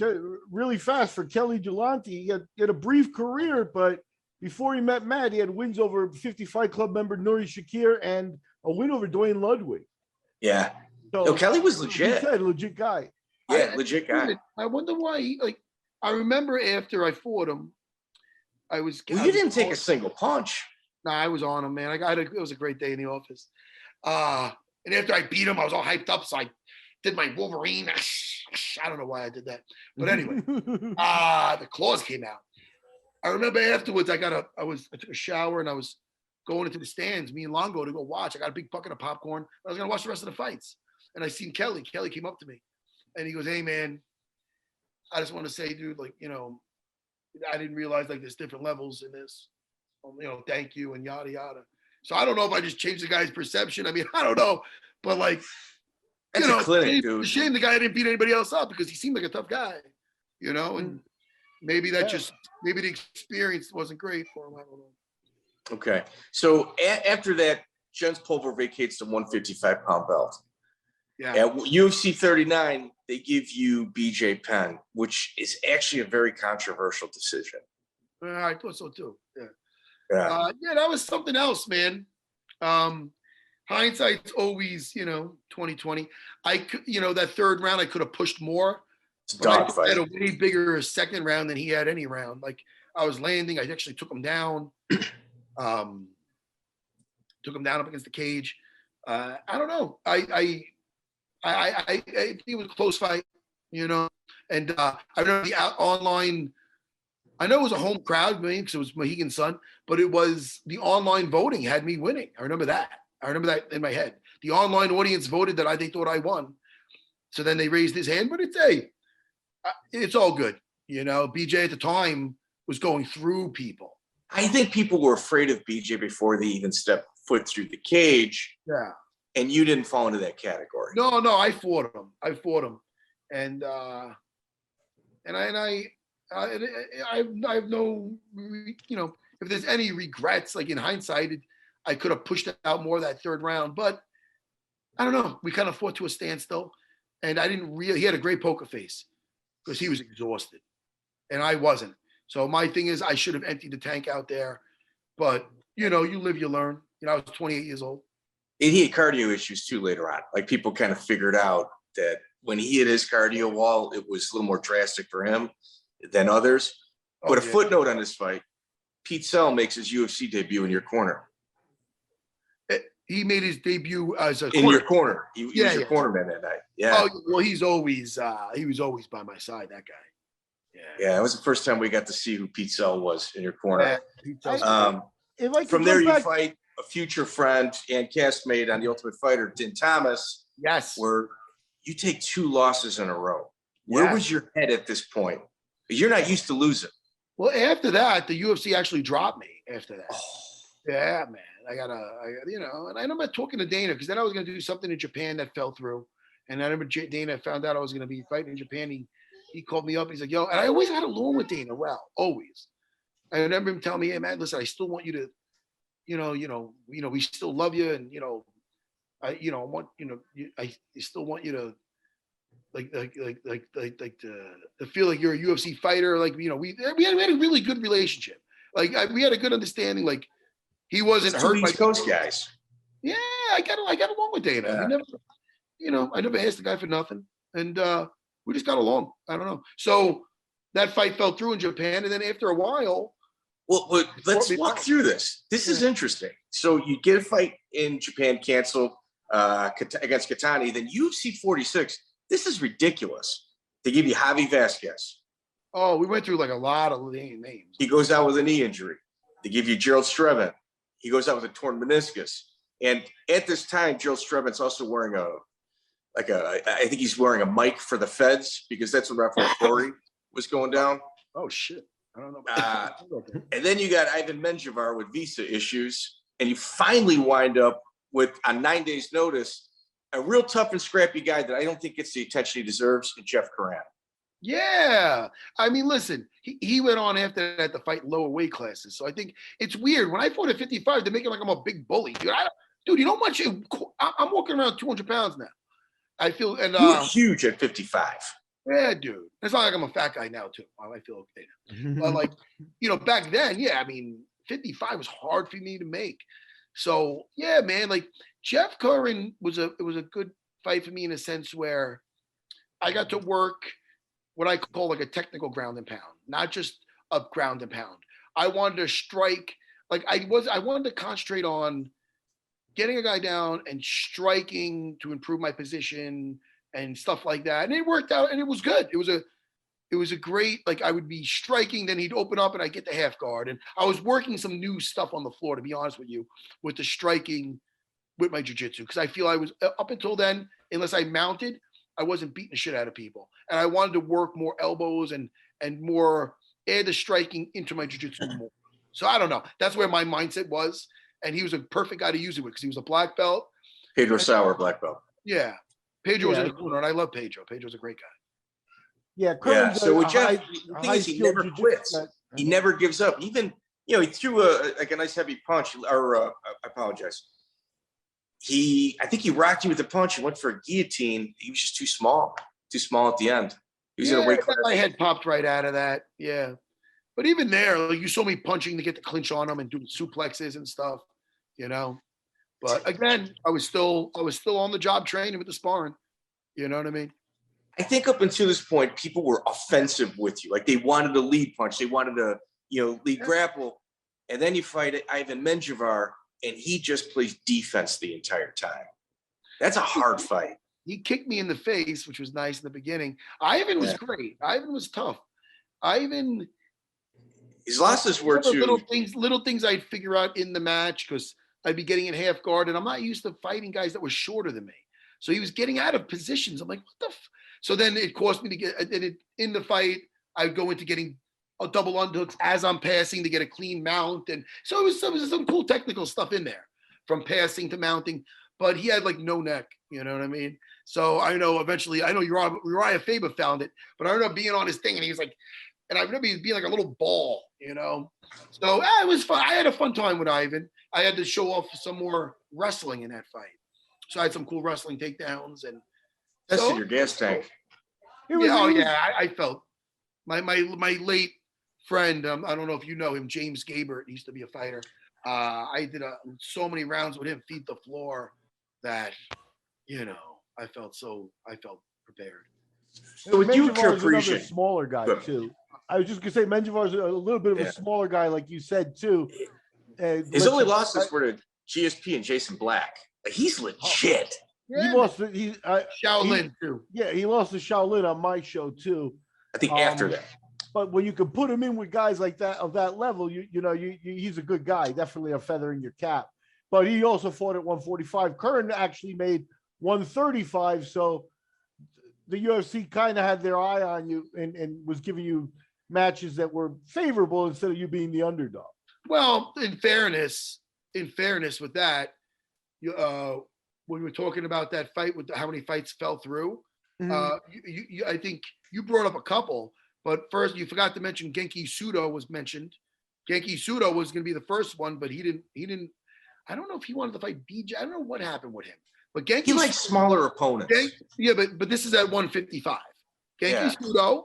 They also brought up, and it was supposed to be Javi Vasquez. Mm-hmm. These are all. We went through when they gave me Jeff Curran. He was a replacement. I went through. I'm telling you, close to 12 guys. It was crazy. It was. I go, look, just get me somebody, and they got me Jeff Curran. And that's what happened with Jeff Curran. I was just so it's not like they were like, all right, let's get him.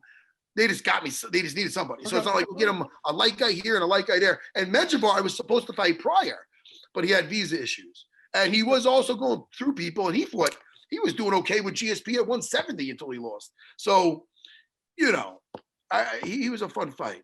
They both were fun. No, that's fair. That's very fair. With Karo Parisian, how close? Okay, when you guys start off, you're back up at 170. Yeah. So that 155-pound cut must have been pretty difficult for you. Yeah, and I like man, I'll tell you, that Joe Silva was something else, huh? You know, never mind. The negotiating tactics. Oh, we really wanted to finish, and I'm winning fights, but yet, you know, times were different then.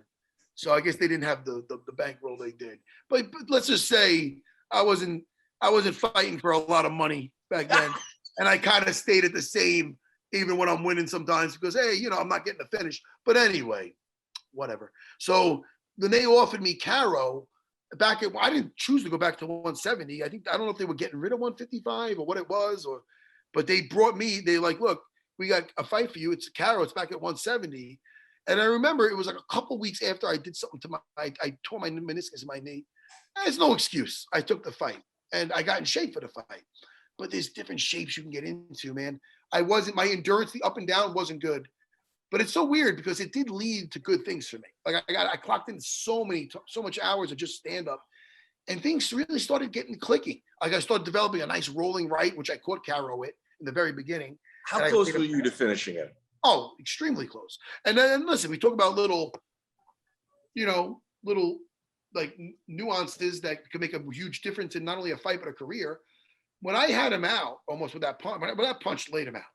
It was close. Renzo was pounding on the cage. I flipped him over.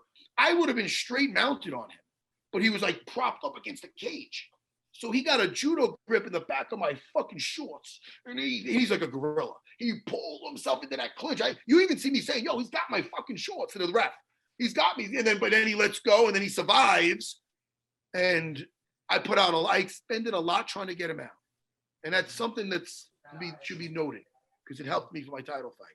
Because I spent a lot of energy trying to getting him out, and now he's not out, and now I'm getting fucking a little tired. And I think personally, if you've seen my fights prior, I got tired in 2 fights in my career. Tired. I don't even count the first Shonie fight. That is what it is. First time, whatever. This fight with Karo and my second fight with GSP. Those are the fights that were legit, where I don't feel my confidence I just knew I didn't do the right work to have that endurance that I needed. And that's not a good feeling because, you know, you don't want to say uncle. And I didn't say uncle with Karo. And I got the show in a hindsight, which is good news.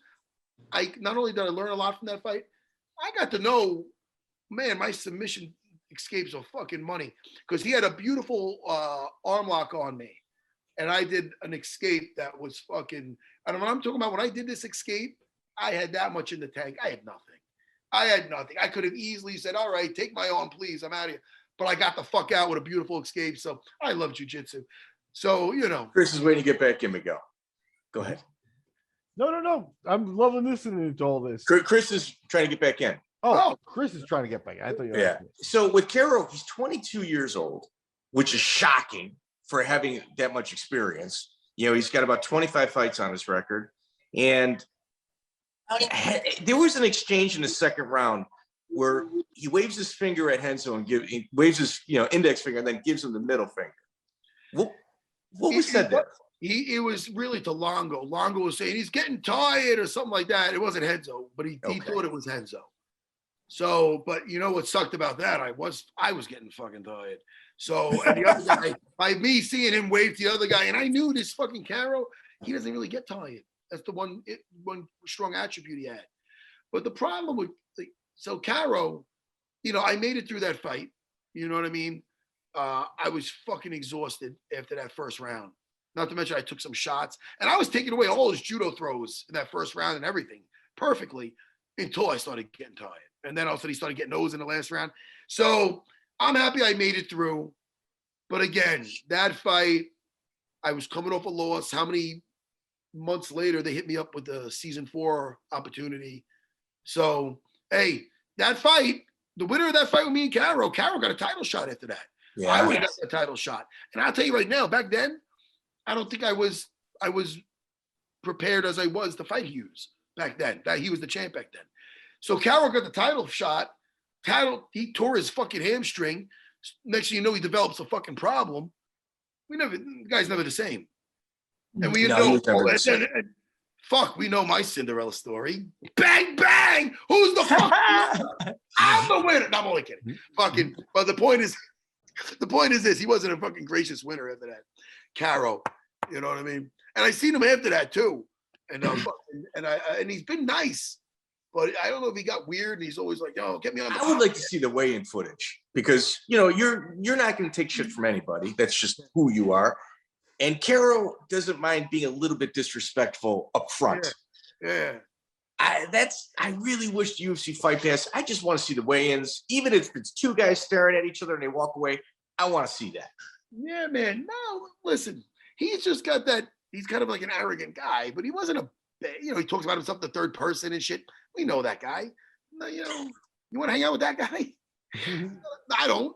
But he was a nice enough guy afterwards. When I seen him, he'd always be polite and this and that. He had Randy in his corner, Randy Couture, and you had Renzo. Another classic battle of just legendary corners. You're very blessed with that in your career. Oh, shit. Yeah. No, I know for sure. I got to work with Randy a lot. So did Chris on season 4. Which is where we're at. We picked his brain, man. So The Ultimate Fighter season 4. Chris, he told me that he got along with you the best, as well as Tim Thomas. And in one of Chris's fights, you're very audible. You're almost his corner man. Oh, well, I think I was I? He was everybody's corner man. Yeah, you were kind of like the team captain. Oh yeah, for sure. That was and that was funny. I didn't realize that until the show came out, and then they paint that. But when we were doing it, we weren't really considering me a captain. We were all together, Team Mojo. We'd have fire pit meetings. We were having a blast. We had a good time. But our team got along very well. It was funny when we were out there. There were certain people, and they were complaining about hated the house and I can't have my phone, didn't like no TV. And I remember people like me and Matt were like, dude, this is great. I never got the chance in my whole career to train like that and be around other great fighters all the time. And it was great to me. It was probably my favorite training period ever. I didn't get that option ever. And just a good people out there, man. I really enjoyed the guys. It's funny, Matt, I was at the bare knuckle last weekend. I saw Charles McCarthy, and I get along with him great. He's a good guy, man. Just out of the element there. He's not miserable no more. No, that's what I mean. So a lot of people, you can tell that place wore them down. They didn't like it, but I want to stay there forever. I don't need a phone. I don't need a TV. I was happy as could be. It was nice. It was. Listen, I looked at it like a 6-week training camp, gladiator training camp. You're getting called to fight when they call you. It was really cool. It was fucking a cool premise if you went in, if you really wanted it. But if you didn't really want it, it's not the place for you. Yeah, one of the things that's kind of messed up about the Ultimate Fighter system, though, a lot of people complain about is that you can't bring your own trainer. You get given a trainer. And we've all hinted at the story. You're a jiu-jitsu, you've got, you don't bring jiu-jitsu to a fight with Matt Sera. It's going to go wrong for you, But they gave you an instructor, Mark Lehman, who's a quality instructor, but you guys butted heads. Why don't you give us your perspective on that story? Well, I think Chris could back me up where I don't think it was only me. I think everybody was kind of like. Nobody liked him. He wasn't very. On our team. Not one person on our team wanted to work with him at all. He really quit doing anything on our team. He would kind of come after about the second day, and he'd sit at the side and wait for his meal to show up, and then he'd take a thing of protein mix and leave. That was it. Nobody wanted to work with him. Yeah, he would. He has negative energy, man. Very negative energy. I remember Scott Smith's like, "Yo, can you show me an arm lock?" He's like, "What kind of arm lock? From where?" Well, I don't know. Like from guard. He's like, "Well, when you know what you want learn, tell me. Like he was a very, and then he was miserable. Shit. He would talk shit about, like, when he's starting to talk shit about Royce, and it's like, dude, you're a young jiu-jitsu expert. You could easily fight, but you don't want to do it because you don't want to get hit. So fucking watch your mouth. If you want to talk about that on your couch or outside this, you're in a UFC training center. For all of us guys are gonna be fighting each other in that fucking cage right there. And you don't got the balls to do it. You should keep your fucking mouth shut. That pretty much sums it up. I don't know, Chris. I mean, right? I mean, what the fuck? It was beautiful.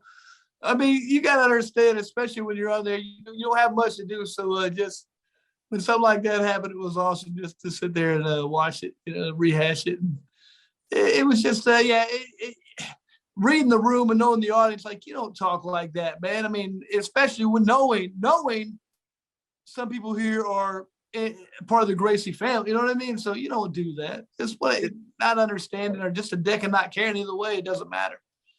Yeah, man. So it wasn't only me, for sure, No, But then when he was talking about Royce one time, and then when they got it on camera, Dean Thomas is a fucking funny guy. Dean Thomas is hysterical. He comes over. He's the one who came over. He's like, "Hey, man, he's over there talking shit about Royce." Fucking, I'm like, "What?"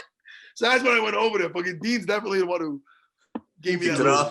Oh, Dean always was a funny guy. Yeah, I agree. He used to do color commentary for the AFC shows, and he would just shit on everybody that wasn't from ATT. And like, I'd be watching the DVDs going, man, is he disrespectful? And we saw like Nick Thompson, who eventually got better. Like, he was a total jobber in the beginning of his career. And then he made it to the UFC, went on a hell of a run. I remember Nick going, no, you're going to publicly apologize, because Nick was terrible at the beginning of his career, and Dean was right. But no, funny guy. Funny, him and Wade Rome. Okay, Pete Spratt, you won by strikes. Yes. Were you concerned about that fight going into it? You ate a heavy knee. You know what? The knee wasn't, it was off a little. Oh, dude, it could have been a lot heavier. If that was a little bit more centered, it would have been the first, Jorge Masvidal would have been taking a note from that one. Like, you know what I mean? That would have been the first one where somebody got decapitated, because it was close. But, I was a little bit, Chris took him out already. So you could have that stress of being like, oh, my buddy just beat him like easily. So now I got to either outdo that, or I got to, if I don't do it as good. You could think like that, which I didn't. I remember not thinking that. But I remember thinking when I first got in the house and I seen him on the other side, I'm like, he is the most athletic motherfucker there is. Like, he's athletic. And even in there, he was a little bit older than some of the other guys there, but he was still, I heard, beating everybody in all the plyometrics and all that stuff. Like, he's a freak. So I remember being like, man, I'd rather fight like Mikey or Rich. I remember just not wanting to fight him as much, So then when I ended up, I kind of wanted to fight Rich Clemente, because he was not, out of all of them, he wasn't a guy that I was crazy at. Now we're fine, I'm sure. But like, back then I was like, if you have to punch someone in the face, Pete Spratt's a way more stuck in a house with a whole bunch of people that you have to fight. Yeah. And they don't leave. They're still there. Exactly. Makes it awkward. So I kind of, but then when I ended up getting matched up with him, I'm like, when it was him, because I didn't know to the very end who I was fighting, because we kept thinking. And then you saw in the show, he wasn't even thinking about it. He was thinking about bowing out and let Rich fight. So, I mean, I wasn't wrong to think that. So when I got matched up with him, I was just focused. I was the last guy to fight on our team. And I knew that if I got him down, it'd be a good night for me, You get how bad was that cut underneath your eye? Because that was my concern. concern. From the knee. That was from a punch. Okay. The first punch thing got me. It wasn't. So then you win with strikes first round. You pull into Shonie Carter 5 years after your first fight, actually. Yeah.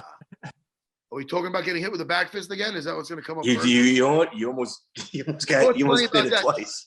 Well, listen, we talk about strategy, like I talked about earlier with Abu Dhabi. The problem with even fighting in the house was my strategy was still the same, and everybody knew my strategy. So it's not like I had the ace up my sleeve like I did when I fought George, which I really kind of did. I could have. If you see me do any kind of strikes with Shonie, I was landing, but I wasn't committing on hurting him. I was trying just to touch him to be like, all right, I'm doing this, but I really want to do what we know what I want to do. And I got some nice inside leg trips, and it was fun. But holy shit, dude. If I was with the fight IQ, and I should have literally been just teeing off on his fucking head. I think I could have beat Shonie standing back then. Or beat him up enough for him to think it's that way and then put him down easier. I could have blended it together better, but I was still in that same mindset. You know what I mean? Where I could be dangerous standing, like I threw that kick at Pete Spratt to make him think of something. But, and I was all happy about that after the fight. I'm like, oh, you saw my high kick? But, you know, I mean, it's nothing new to anybody. But, you know, I was still. This is Shonie's 103rd fight. Oh, so that's what I'm saying. He's still dangerous. Rich Clemente thought he was going to go in there and take a shit on him. You know? Yeah, everybody was chomping at the bit to fight Shonie right away, you know? And hey, Shonie, I don't care what you say. He's a gamer. There's no easy fight ever, man. The dude's got so much experience. He wasn't even in shape. He threw up in the first workout, but he's just an experienced veteran, man. I mean, we had to push him. There's no way we thought he was going to win that first fight. Nobody did. When he upset him, it was like everybody was in shock. Everybody's taking Matt for coaching him through it. It's hilarious. That was great, though. We had a good time with that. We were so happy for Shonie. I remember being so happy for Shonie. I do too, man. It's weird. We were so happy. Matt, did it surprise you to what extent like your team became so important to you? Like I thought going in, I was gonna be like, it's gonna be me, and I don't really care. You know, it's about me making the end. But then, like very quickly, like that was your family in there. I really needed you guys in there, man. It surprised me how much my mentality changed from going in to within like a week of being there. Yeah, because you developed that bond of us versus them, and our team was really cool, man. Even our rooms, man. I had a bunk bed with Drago. You're across there with Dean Thomas and another bunk bed. I mean, who does this as grown ass men unless you're in a firehouse? You know, I don't know. Like you don't really do that too often. So for us to be there and having breakfast together, training together twice a day, taking those van rides if we're good boys, they'll and we're not talking. They're all right, we'll stop filming and they'll put some music on for us, which was orgasmic because we're not. It's one thing if you don't listen, if they take away everything, like even in jail, they got music and shit. Like you take away everything, and then when you get it again, it's just that much better, you know. But again, so you're going through this whole process with these guys, and yeah, man, you develop good friendships, you know. We had good guys. We didn't have to deal with really too many idiots at all. You know? So the finale, I mean, this is the last fight question I have. The finale between you and Chris, what was the build-up like, especially with your family? It was frustrating. This is where I was frustrated, where I was going to pre-caner, I was engaged. Pre-caner is where you have to go to these people's houses. It's fucking brutal. You got to go to these fucking couples' houses with other couples, and they're like talking to you about marriage. It's something that if you have to get married through the church is what you got to do. Right. Dude, I'd rather be like play a human Frogger and run into traffic. It was so fucking, dude, I don't care about your relationships. Get me to fight. I just want to get married. Leave me alone. But anyway, so I remember after that, me and my wife, we were at the diner. And at the time, she was going to be a school teacher and I was doing what I'm doing. And we kind of needed those fucking benefits. I was looking forward to those. It wouldn't hurt. You know what I mean? I wasn't exactly killing it. And, you know, I remember her telling me like, look, you know, I know it could be difficult, but I would, you know, and I'll work if I have to. I know we talked about this, but I would really prefer to be a stay-at-home mom, but I understand.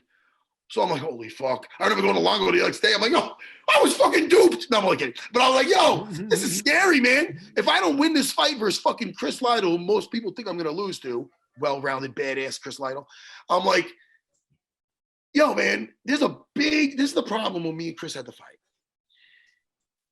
There was a big difference between what one guy got and the other guy got.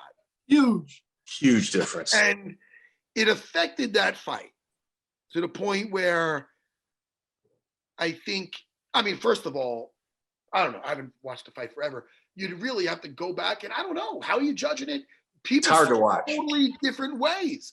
They saw, well, all right, well, what did he do to him? He didn't get him down. He didn't fucking do his jiu-jitsu on him. No. All right, well, then what did he do to him? He didn't really beat him up. He didn't get taken down, but he didn't really enforce his will. So what are we doing here? Like, so it's a weird, listen, I don't even know. I wouldn't want to judge it. I don't know.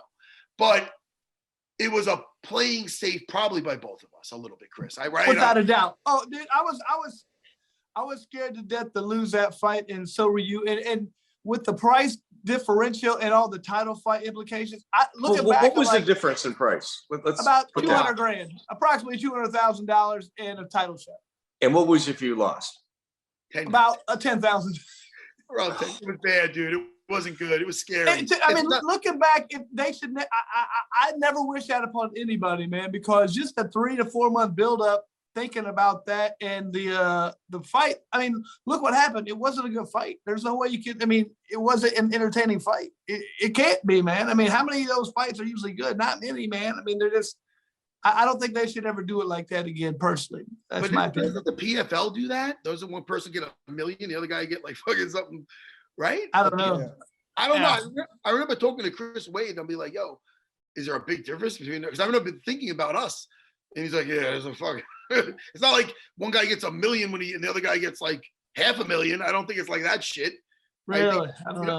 I don't know. I don't know the ins and outs. So I don't want to talk too much about it. But I remember thinking like, oh, it's kind of like what we had to deal with, you know. So that's why I remember, you know, whatever. Like, so then, you know, so 3 judges, 2 saw it. They all saw it. It's weird how it's not even like a 29, 28. It's like some people saw 30, 27, 2 of them, and 1 30, 27 for the total the other way. It's just crazy. It was weird, man. It was a weird thing. I mean, I don't know, you know, I was just happy that it obviously went my way, you know, like I was happy about that. And that's something to be happy about. But at the same time, I kind of felt, you know, me and Chris were tight. So it was weird, you know. Yeah. And Joe Silva, that little fuck, he really did get us to fight each other again. Like a little that guy. You see, that's the only thing that really bothers me about, and I don't think I've told this before on here, but like Joe Silva, when Matt told me that, it really bothered me. Like Joe called me, it's like, okay, I gotta, you know, find the Indianapolis, I gotta fight for you. He told me Matt Sera. I remember I was like, man, I don't really want to do that. You know, I don't want that. And he's like, you know, they said, well, you know, he's in, this is what we want, you know. And I was like, man, you know, I'll do whoever you want, but I don't really want this fight. He tells Matt, I've been begging for this fight for years. And I'm like, it made me feel, I'm like, dude, Matt's my buddy, man. I would, first of all, I didn't think the first fight was that entertaining. I don't think people want to see it again. Well, you know, and then second of all, I was like, there's 100 people I can fight. Why do I want to fight him? I don't want to do that. And then he kind of got there, like, but I didn't know he did that. I didn't know, why would he do? Just tell me I'm fighting him and I'll fight him. I don't care. You don't have to blow smoke up my ass or his. That's bullshit, dude. I didn't like it, man. So it really bothered me that he did that.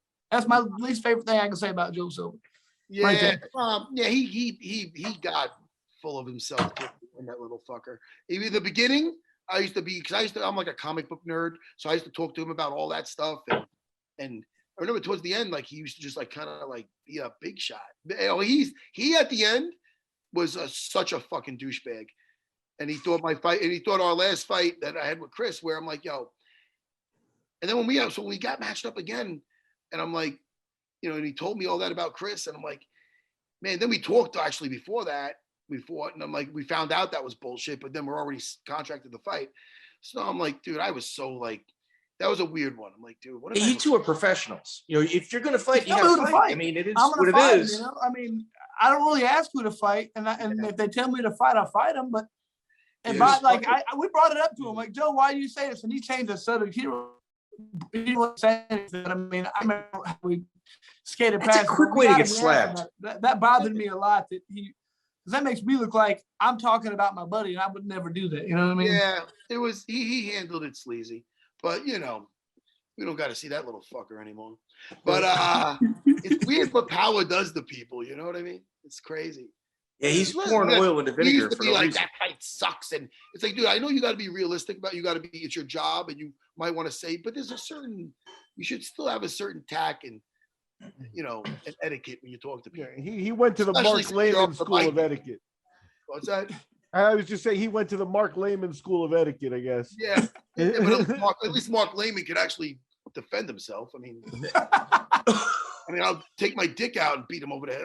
Bang, bang, that gotta be out. Silva is like a little fucking Jawa. Houdini. He's like a little fucking thing. I'm not a tall man. Did you ever tear your bicep and never get it repaired? Oh, 100%, man. I used to have 2. Look at that. That's awesome. Oh, that's not so. Oh, lemon. At the lemon. And you know what's funny about this is that that happened getting ready for Kelly Delonte. So 2 weeks before, dude, I had a bad arm, bad. I remember the guys were worried about me, but I go, dude, this is my first time cutting down the 155. So I went to the doctor, and the doctor was like this old Navy doctor. He was cool. And he goes, all right. Now, if you get it fixed, he goes, could you turn a key? I go, yeah. He goes, all right, you're going to lose strength in it. You don't need surgery. The surgery would only be for cosmetic reasons, so it don't look like that. Like that. So he goes, otherwise, you don't need the surgery. Because my thing is, I want to still fight. Yeah. He goes, well, look, if you get the surgery, you can't fight, obviously. But if you don't get the surgery right now, you can't get the surgery. You'll be stuck with that bicep. Wow. And I go, look, man, I'm no fucking, you're not looking at Fabio over here. I'm no pretty boy. I want to fight. You know what I mean? So I ended up fighting, and it's my one submission. If I would have fought and got my ass kicked, that would have been like, anytime I looked at that mutant arm, I'd be like, oh, why? But now I look at this, just like I look at this badge of honor that our buddy Chris Lytle gave me. I go, oh, I fought 11 minutes with this vagina on my head. And, you know, it's a badge of honor. That's how I look at it. At what time did you notice that your level of fame was changing? Because you're very recognizable now. Oh, I love it when they go, oh, can I have a picture? I go, yeah. They go, oh, I can't believe it. Dana White. I go, what the fuck? And they're like, oh, I can't believe it's you. I go, oh, thank you. You're a fight fan? They go, I love it. Joe Rogan. I go, what? So listen, that's why you don't take it too seriously, because they didn't see you on TV. But know what helped out with that shit was the Dana White looking for a fight actually is helping out with that. Really? I think so. Because I think it's because I haven't fought. I mean, Chris fought fucking 11 years ago. Yeah. 11 years ago, dude. Damn. We're old as shit. The fact that I could be relevant anyhow is fucking beautiful. The thing I do with Jimmy's so much fun. And then because people watch, they listen to Unfiltered, some of them. And then the thing I do with Dana is pretty cool because a lot of people, I think, watch that show, Dana White looking for a fight. So I have a good time with that. You know? I got a quick cleanup question. You referred to it, but officially nowadays, the match between you and Feitosa is listed as a forfeit. But I remember you guys rolling. Like you guys. It's listed as a forfeit? On your wiki. Oh, I don't know what that. Oh, I don't know what's on my. I don't know. I never checked. But you guys rolled for 20 minutes and he won it on points, is what I remember. He won because I refused the tap. I jumped the guard. And they gave me a negative point. Okay. So I remember I would be getting him in all like I'd be attacking his legs, getting him in things, and like I remember Hoyler Gracie, and I'm on record for saying this. You know something's right when it never changes. Hoyler Gracie came because everybody knows what happened. So I remember afterwards, Hoyler Gracie came up to me. He goes, "Man, you almost won by accident." Because I was putting it on him, but then, you know, I took a little off, and I remember losing by jumping to the guard. It was so good that afterwards, the ref that was there, he goes, "Man, why'd you jump the guard? Like, you were doing good." I'm like, why? Because fucking Renzo told me. No, I'm like, but I go like that. But no, man, listen, I don't regret anything. You know, no regrets here. Yeah. No, I did. The forfeit is probably, you know. I'd rather have that. I don't even know what that means. No, I could see the Sheik because the Sheik really does care about the sport. I could actually see the Sheik asking Renzo and Renzo being honest about, hey, you know, so therefore it got made a forfeit on their database because Renzo isn't going to lie to the guy. What's great about the Sheik, man? I don't know if you know too much about the Sheik, but like he came to Renzo's when I was a purple belt with some English guy and he was training, and I didn't know who he was. And I did well with him, I remember. Like, you know, he was good back then. So I remember him following me to the elevator, smiling. And I'm like, all right, bye. He was on the fifth. I'm like, all right. I'm like, that was kind of weird. What a nice guy, though. So then later on, Renzo told me who he was. I'm like, oh, wow. So when I ended up going, that was when I was like a purple belt. So I went into Abu Dhabi years later. And I remember him shaking my hand and not letting go and saying how impressed he was with me in the tournament, with how I did. And he was very nice and he was very warm. And because of what happened with me and John Jock, because I think he was a fan of John Jock. And he remembered, and Renzo and him are like this, you know? So I remember, you know, this is years later, I went to Fight Island for the first time. And Renzo had to go meet with him. And Dana had to go meet with him. So I go, Dana, look, man. I go, when you see him, I go, bring me up. I go, show him a picture. And he goes, all right, yeah. So when I seen Dana after that, and I go, hey, he goes, hey. He goes, because I guess they were filming and they were showing it was looking forward to a fight because it was in Abu Dhabi. Dana goes, hey, the first thing he said to me He's going, you let that little Italian guy with Renzo. He goes, you brought him. He remembered me from back then, which was pretty. I mean, I don't know. That meant something to me because Pretty cool. it was 20 years ago. You know what I mean? Almost. I mean, when I was there, it was a couple of years ago, so it was close to 20 years ago, and he remembered me from that. So I don't know. That felt nice. That makes you feel good, yeah. How many matches have you seen since then or whatever? So I made some kind of impression on the guy. So that was cool. Well, you never took it easy on him. You know, you treated him like a teammate. You know, that guy, I'll tell you, he with his story, he loved jiu-jitsu so much, he never talked about who he was. So he went to Horion Gracie. I don't know if you heard about this. He went to Horion Gracie's academy first in Torrance. And he was very just a regular student. And I don't know how great he got treated by Horion or whatever, because then he went to Nelson Monterio's, and Nelson Monterio was an old school jiu-jitsu guy. And he goes, look, I want you to be my jiu-jitsu coach. He goes, hey man, you're a nice guy, but I don't, listen, I got a business here. And then he let him know, hey man, I'm a prince. This is it's like out of a Disney movie. It's like, I'm really a like the witch that got taken out of the castle. Next thing you know, it's really you didn't know it was a witch, and I don't know. But it's one of those things where, you got to treat everybody right. That's why him and Renzo are so tight. I don't know if Renzo knew who he was when he first got there. I'm not sure I don't know about that. But Renzo's the one who told me that story, and Renzo was friends with Nelson. So maybe it is the 7 degrees of Kevin Bacon. But my point is, you treat everybody right, because you don't know. It could be a fucking prince. Yeah. I got one more question. I'm getting really nerdy here. But yeah, I'm done. You mentioned Kelly Delonte, and you mentioned actually after that fight that you and Ray Longo walked into the audience to watch the rest of the fights. Yeah. Maybe this could be a tease for next time, because you guys probably watched Matt Hughes fight there, and that became a little rivalry yours. Do you remember picking him out, watching him in particular, or did you start hating him later? Well, let me tell you, just to be in that fight, in that card, I remember Pedro Rizzo knocking out Andre Arlovski. I remember that. That was on that card. I don't know why I remember that, but I remember it. But no, I've always got, this is going to shock a lot of people. I've got along with Matt Hughes up until the Ultimate Fighter season 4. Every time I remember when I lost to Dean Thomas, he was at the bar in Atlantic City, and he goes, "Hey man," he goes, "I can, you can help me with my jiu-jitsu. I can help you with your wrestling." And he was I remember being nice. He might have had a couple of beers, I don't know, but I always got along with him. I always got along with him. I thought he was a nice guy. We talked, and then season 4 happened. And I saw how he was treating George St. Pierre. Chris was there.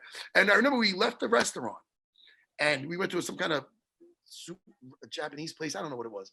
So I remember we left, and I remember him picking on George. It sounds weird, but George is like a nice, I'm not to defend George, but I hate bullies from what we talked about earlier. And I remember him just being like, hey, George, they were scheduled to fight, right? And Matt already beat him once. So I remember him going, hey, George, man, you want to work together? And George is like, oh, okay, I show you something, you show me. And he goes, yeah, maybe I show you the defense to the arm lock. And he was just being a guy. And George is like, well, like he's there with, I think, Rich Franklin, a couple of those, like his buddies, you know what I mean? Yeah. So he's feeling like he's really jokes. George is over there with us, and he's having their laugh. So, and George, you gotta understand, George is like overly nice, very Canadian. Yes, I will do that. Yes, and he just kind of look at, you can tell it's kind of making him uncomfortable. Like, man, that's not cool. So that's one thing you gotta love about Matt is, if you're in a room and there's 5 people hanging out talking and one guy's like not included, Matt will bring him in.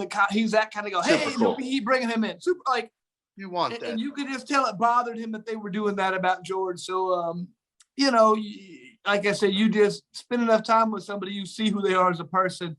And that's when you talked about the thing with Muhammad Ali. Yeah, if you see somebody being a dick to somebody else, they'll treat you like that if you were in that position too. So I get, and you're guilty by association, but that's why I always want to surround myself with people like Matt, because they're just good, always going to be good people, man. And that's right there when that riff him, and everybody's kind of like bringing it up, like, man, I mean, you kind of notice how they're treating George. I mean, it's kind of a dick move, right? And everybody saw it. We forget that there's cameras on us on that thing because we're always just being ourselves. So they got me in the bus being like, yo, that Matt Hughes is a bit of a jerk off. Just because I'm honestly like, I never seen him like that.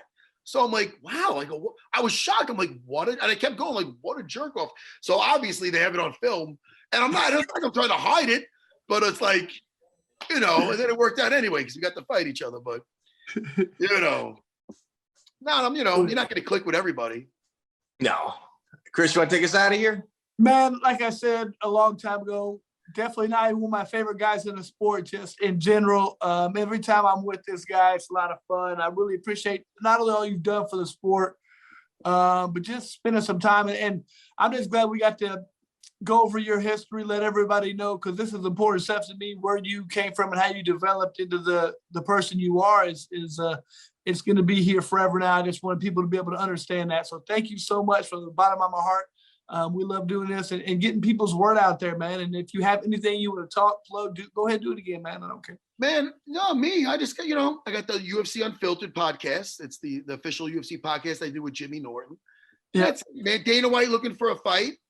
Other than that, you can find me at Serra BJJ in Long Island. I'll be there later today, teaching the kids class. What is going on with me?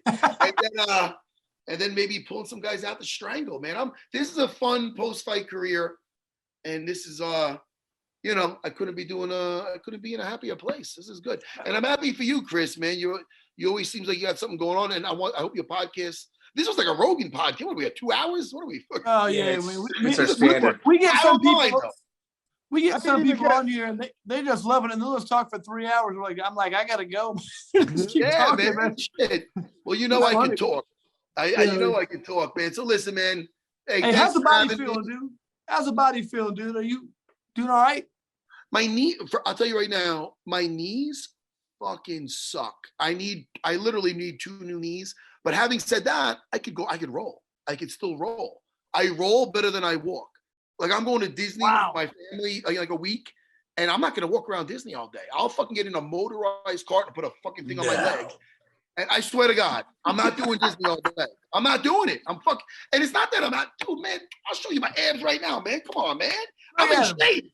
I'm in fucking shape. I can roll. I roll my brother-in-law's 300 pounds. I'll put that guy on me. But I'm not, dude. My knees are bone on bone. So like, I eventually need 2 new knees. I'm pushing that back as far as possible. My wife's like, what about your quality of life? I go, I'm having a fucking ball. I don't want to have to fucking run miles and shit. I don't mind taking a few edibles and jumping in a fucking motorized cart around Disney. That might be my favorite part. What about suicide? I don't know if kids listen to this, but listen, my point is this. My point is this. Eventually, I'm going to need new knees, But, I'm going to push this as far as possible because, again, I can still do the stuff I like to do right now. Do you microdose? I was like, man, if my thing was running, I'd be like, oh, fuck. But it's not. I did that for ages. I could still roll. Gi, no gi. I could roll and I could teach if I do both my knees, you got to think that's got to be close to a year out. No? Fuck. Do you microdose? I don't know if that long. Maybe not that long? One knee so, I don't know. What do I Have you ever microdosed? Am I going to be able to roll again? That's my biggest thing. Yeah. I don't know. So I don't know, guys. But to answer your question, I'm feeling good. I can't complain. Okay, good. Thanks. And I appreciate you guys having me, man. And we'll do this again for sure. Definitely. Call me back. I think we covered everything. Shit. It's just beautiful to hear the accent again. Thank you. Thank you. Wait, Matt, real quick, one more. Have you microdosed with psilocybin? What is that again? For my knees? Microdosed with psilocybin? For your brain. It's for your brain, really. Oh, what is that? Is that like a mushroom thing? Yeah. Like the little bits of it, not a bunch at once. To kind of help the brain function? You know what, man? I'm a big, marijuana guy. Like I like that, and that's all I do. And I can listen. I got maybe my kids are downstairs. I'm gonna yell, but I could smoke and I could roll for hours. And I didn't do this when I was fighting because I would be afraid of getting tired. But nowadays it's weird. It's actually like an aid for me. And I'm not Eddie Bravo. I'm not here trying to champion nothing. I'm just saying, the reefer helps my rolling and my training at this point. You know what I mean? To be honest with you, I'm not a pill popper. But as far as doing anything with mushrooms or any kind of hey man, I'm already fucking out of my mind. I don't want any kind of drugs. I'm totally against. I never did any kind of powder, any kind of weird shit, any hard shit. But I do a lot of weed. But again, it helps me with my. I'll smoke. Good for you. I want to do two things when I smoke: attack my wife or just strangle people. So it's good for me. It's funny, you got Matt Sera, you got Eddie Bravo, you got the Diaz brothers. That's pretty high level fucking advocates for marijuana, but you know what I mean? Not bad talent. Hey, listen, at my age, if my kids are doing it at 20 trying to train, I'd say, no, you don't need this shit. But at 47, fuck, it works for me. Excellent. Well, guys, hey, man, thanks again. Appreciate your time, brother. Thanks, guys. Well, Mike, another Lights Out podcast in the books, and my hats off to the MMA detective. We got Matt Sera, the Terror, on our side at the very beginning of the interview, and I think we had a great interview the whole way through. Did we accomplish the goal of appearing like a psychotic ex-girlfriend? Yeah, that's what Chris calls you. I just like to call you thorough. Okay. I think probably a very thin line. You're almost indecipherable. It's actually, it's the same thing, really. But well, we got another world champion, dude. It's our third world champion. Yeah, and like I like it because, like, I think he had fun. Like it's one of those guys that show, like, he doesn't mince his words or hide his emotions and stuff, but I think he was having fun going down memory lane and talking through a bunch of stuff like that. So it definitely worked out. I love the New York accent, and everything he does is good. Well, what I took from this is you got to look at him as a person. If you burn that bridge one time with Matt Sera, that's it. Like he's pretty much done with you. And I'm not saying done like he hates you, it's just done with you in terms of being personable with you. And, when he talked about Phil Baroni, talked about Joe Silva, he was very candid in both of those, conversations. And then you kind of look at his relationship with Dana White. The balancing act that Dana has to play with all of the plates in the air make it incredibly difficult for him to have long-lasting relationships with people that he works with. I mean, that's a fact. And for Matt and Dana to be so close and Matt saying, we have a really good relationship. It just kind of tells you that, Dana's word, which everybody talks about as being good, kind of carries over. Because I think if that bridge was ever burnt with Matt, it wouldn't matter who you are. He's going to treat you the same, whether you're an attorney, a waiter, or the president. He's giving you the same treatment in terms of his time. And I took a lot away from this interview. I thought it went really well. Yep. Thank you, Matt. Thanks for all the honesty there about all the Abu Dhabi stuff and things like that. And, talking about that, I think Renzo's a guy in a tough position too. You know what I mean? He's over there, friends with the guy, who's running the tournament.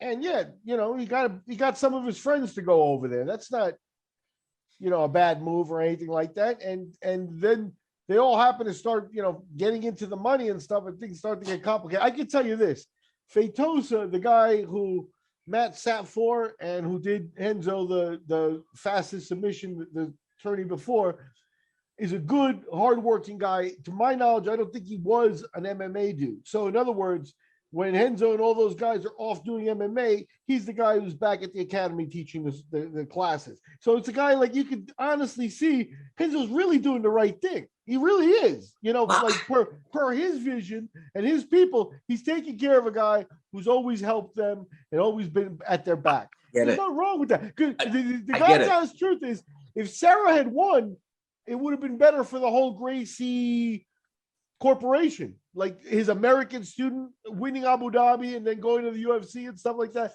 It's a much better story than the hardworking black belt 10 years, at the academy winning $10,000, but that was the right thing to do. So more power to the Sheik as well for not allowing teams but for not being really vengeful and banning people or things like that. They just changed the format, created more trials and things like that to avoid that sort of thing, because it really isn't, if you're on the receiving end and you're not in the money, yeah, you might look at it resentfully, but I don't. I think it's just more of what you said with Dana. Renzo was in a real tough position to keep everybody happy there. The thing is also, it speaks volumes of the Gracie system. You've got the best grapplers in the world, and in the finals, you've got Renzo's first American black belt versus a guy that's been holding down the fort in Brazil, as you said, for the last 10 years. And I mean, if there isn't a bigger example in that ADCC of a system working, you'd probably be hard pressed to find one. I mean, there were definitely factions among the Gracies and the Brazilians. Other factions started to show up, and but Renzo was definitely one of the dominant ones, and there's a reason for it. Part of it was that he's a master on the mat, and he's a master behind the doors too. So anyway, I mean, let's think about this, Miguel. How many times have you seen people? You worked for ADCC for about a decade, with the people constantly having their hand out trying to get money. It's a huge turnoff to the higher ups in the ADCC program. And now you've got Renzo Gracie just going, hey, wait a minute. I just got the fastest submission a year ago in order to grab the $2,500. And now we got this going, in 2001 between Serra and Feitosa. That's also a balancing act. That's not an easy one to handle. So, like you said, Renzo is a master of more than just on the mat. I agree. Yeah, at least in my eyes, I think I could see the way it went down, and that he was trying to do the right thing. So, and that's a feather in their cap, because it's not like, well, I get more money. I don't think it was, I get a bigger percentage from Feitosa. So, he was pocketing, that doesn't even really, with Renzo, click. I think he was trying to take care of the guy who taking family care of business. And Feitosa was a loyal Gracie black belt for, and he still is. So my hat's off. And look at Matt.